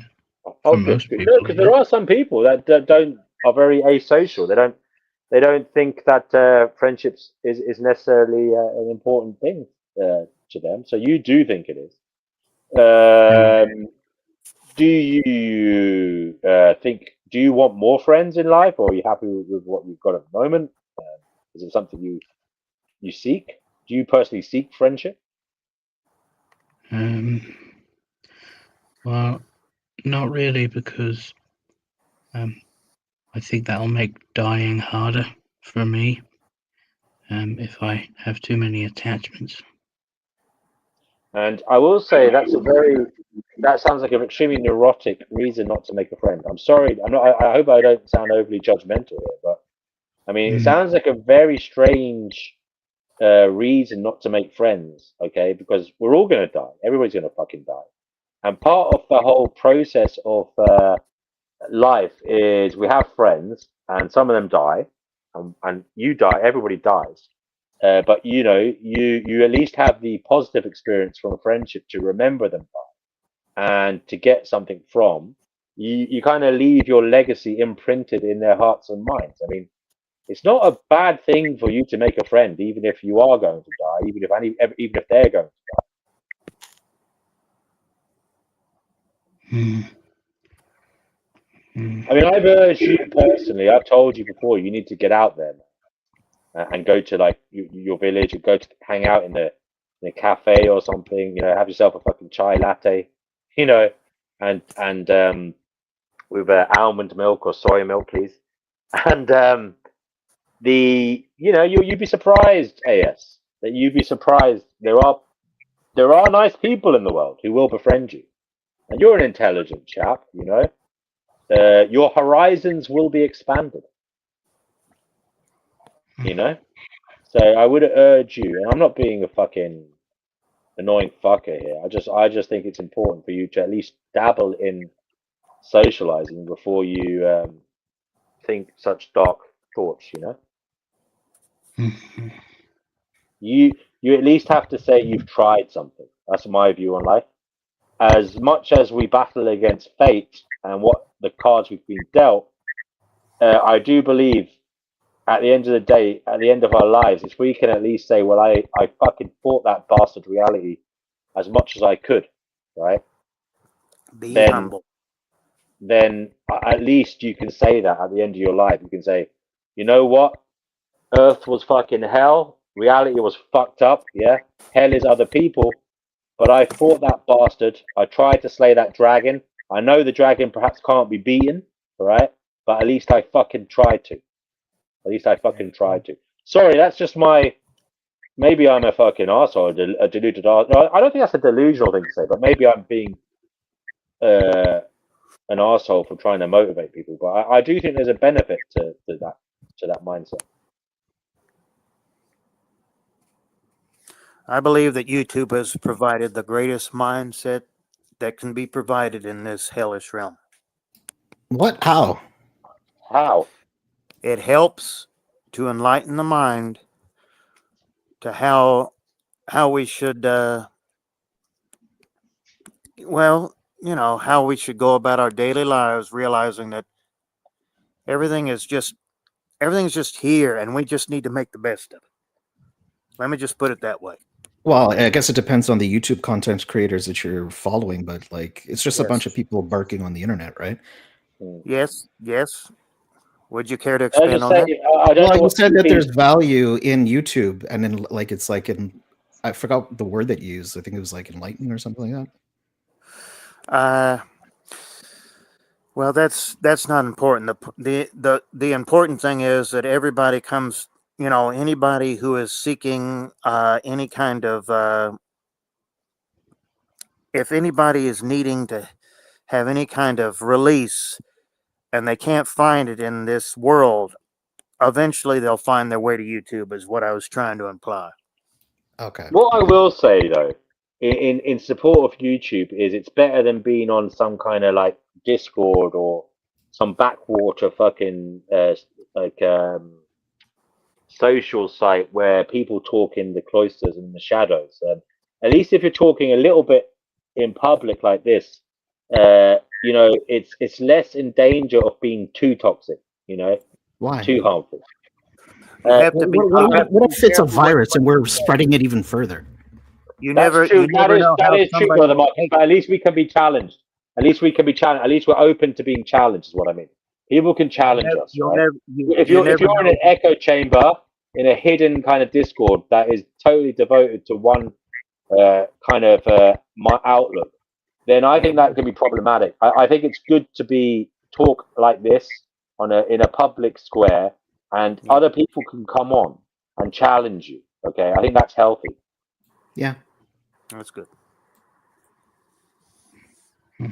So I want to say, so Yerf Dog makes the joke that YouTube is the pinnacle of human evolution and human thought. And Tanel is here. Hello, Tanel. By the way, guys, there's loads of fucking spaces, man. I fucking paid for this shit. There's 10 seats. So fuck you guys, man. Come on here. Tanel says YouTube sucks. The comment censoring is atrocious. I'm just gonna have to report that. I'm just gonna have to report that. I'm gonna report that to YouTube. I agree. I think it's getting a By the little way, bit better. I remember last year or a few months ago, it would just eat up your comments like crazy, and yeah. There's a beeping there, guys, somewhere. But by the way, thought provoker, you're saying rate the chat line out of 10. I don't know where the chat line is, brother. Can you share it again? Because I didn't see it. I didn't see it either. Then I'll share it. I think he's making fun of me. Yeah, that's probably a bit late, mate. I'm actually fuck me. Is that the time? No, I think he probably means the lineup in the actual voice chat itself. I feel. I won't be on, guys. I'm gonna have to wrap this up very soon. Actually, it's very fucking late here. But I think if TP's around, No. TP pulls an all-nighter now and again, so you're welcome to go to TP's. Although he said, hold on, TP is not very well at the moment. He said he's doing it tomorrow, guys, so you can look out at his channel tomorrow. Apparently, he's got COVID. Can you leave this running? Because I only just got here. Well, I can leave it running, but not on air. Yeah, I'll leave it running, but not on air, so you can chat basically when it's off air. I think I can do that. Wait. Your dog says he wants to come on in half an hour. Yeah, but I mean, I tell you what, Yerf Dog, if you wanna come on air now, you don't have to talk. But I'm gonna end the show, and at least you guys can talk after I'm gone. But it won't be live.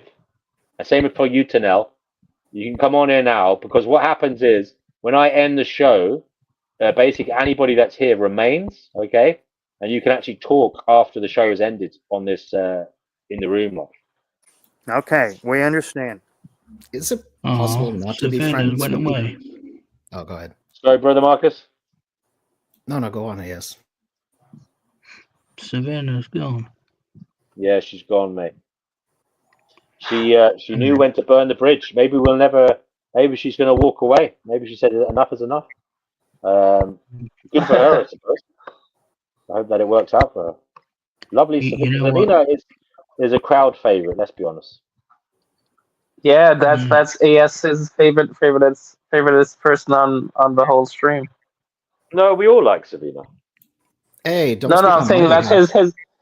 No, that's his personal favorite. Is what I'm trying to say. It's AS's personal favorite person. Oh, right. It's been a pleasure.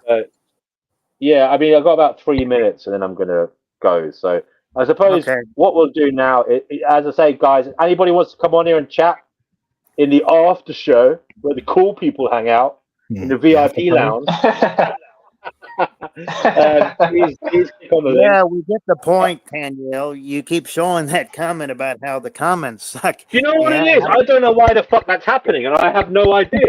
Okay, so we don't care, We don't care. Yeah, I don't know what the fuck that was about. I think it was my mouse. I don't know what the fuck was going on there. Anyway, before I degenerate into a swearing does the comment section bother you? Sorry? Does the comment section bother you sometimes, or are you good? Like you're chill with it? What do you mean, on this live chat or in my in general? In general, like yeah. Not really, man, because as I say, comments are just people's opinions, and we've all got opinions, man. And as I say, everyone is someone else's arsehole. So people think I'm an arsehole. I think it a lot of the time too. So I have to agree with them sometimes. And as I say, sometimes it's good to learn. If people are annoyed with you, sometimes they're right, but other times, it might be a bit harsh or whatever. But it is what it is, man. I will say sometimes I get comments that I just can't understand. Is actually a point, but I still like them because there's someone's trying to communicate something, and I do find it good and nice that people bother their ass to comment. I mean, it's genuinely nice. I still think that This World is Hell video is the most down to earth video on YouTube. Well, I think I got a lot of that wrong actually, and I think I might have to do a part 2. But that is a great video. It really does bring you down to the surface and help you feel more motivated about making your life better in some way or another. Well, I don't think it does actually. I think it's missing those key points actually. I think I'm the black hole. I try to contradict everything. I try to suck everything up and spit it out, and that's why I call myself the black hole.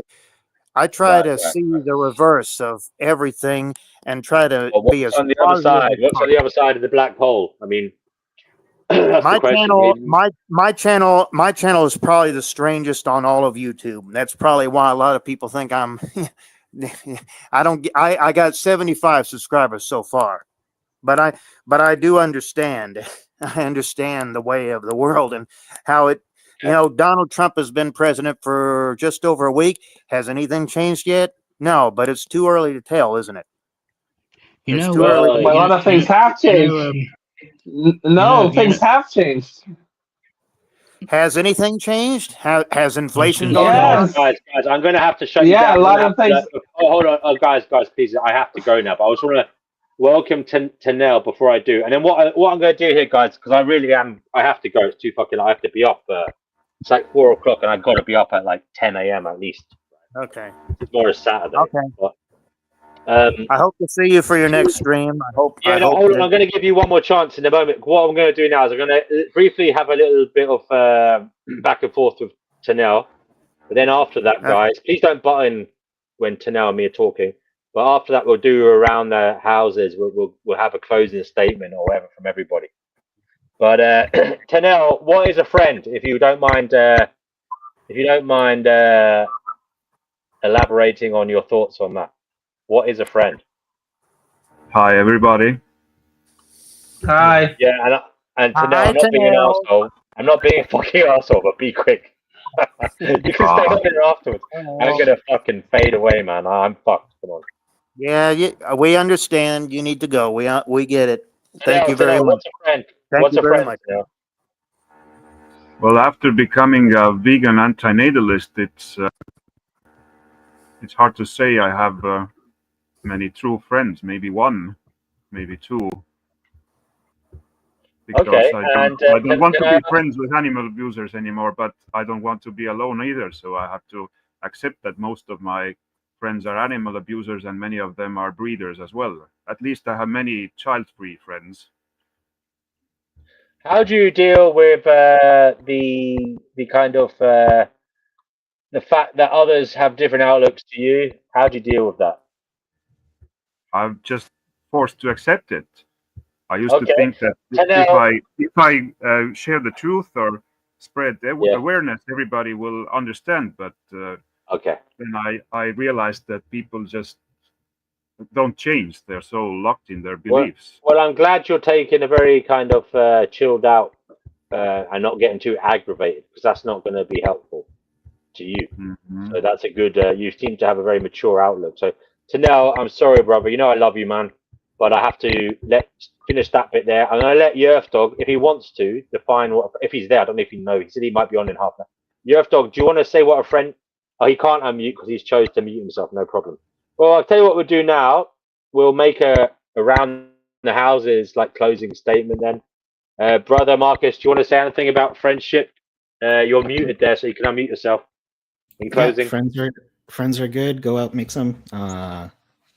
It's all yeah. We're social animals. It's good. Cool. Black Hole, your closing remarks on friendship, please. I want to say that friends are there no matter what, and just do the best you can to find the best friend you can. Nice. JE, your closing remarks on friendship. Uh, just watch out for toxic people and be careful about who you give your time and energy to. Okay, very, very good point there. And AS, what about you? Closing remark on friendship.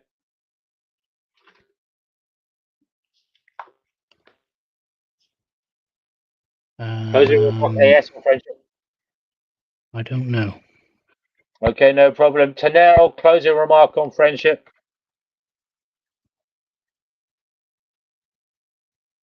Tanel, you're muted. Yeah. Sorry, I was muted. Well, Closing it's just remark on friendship.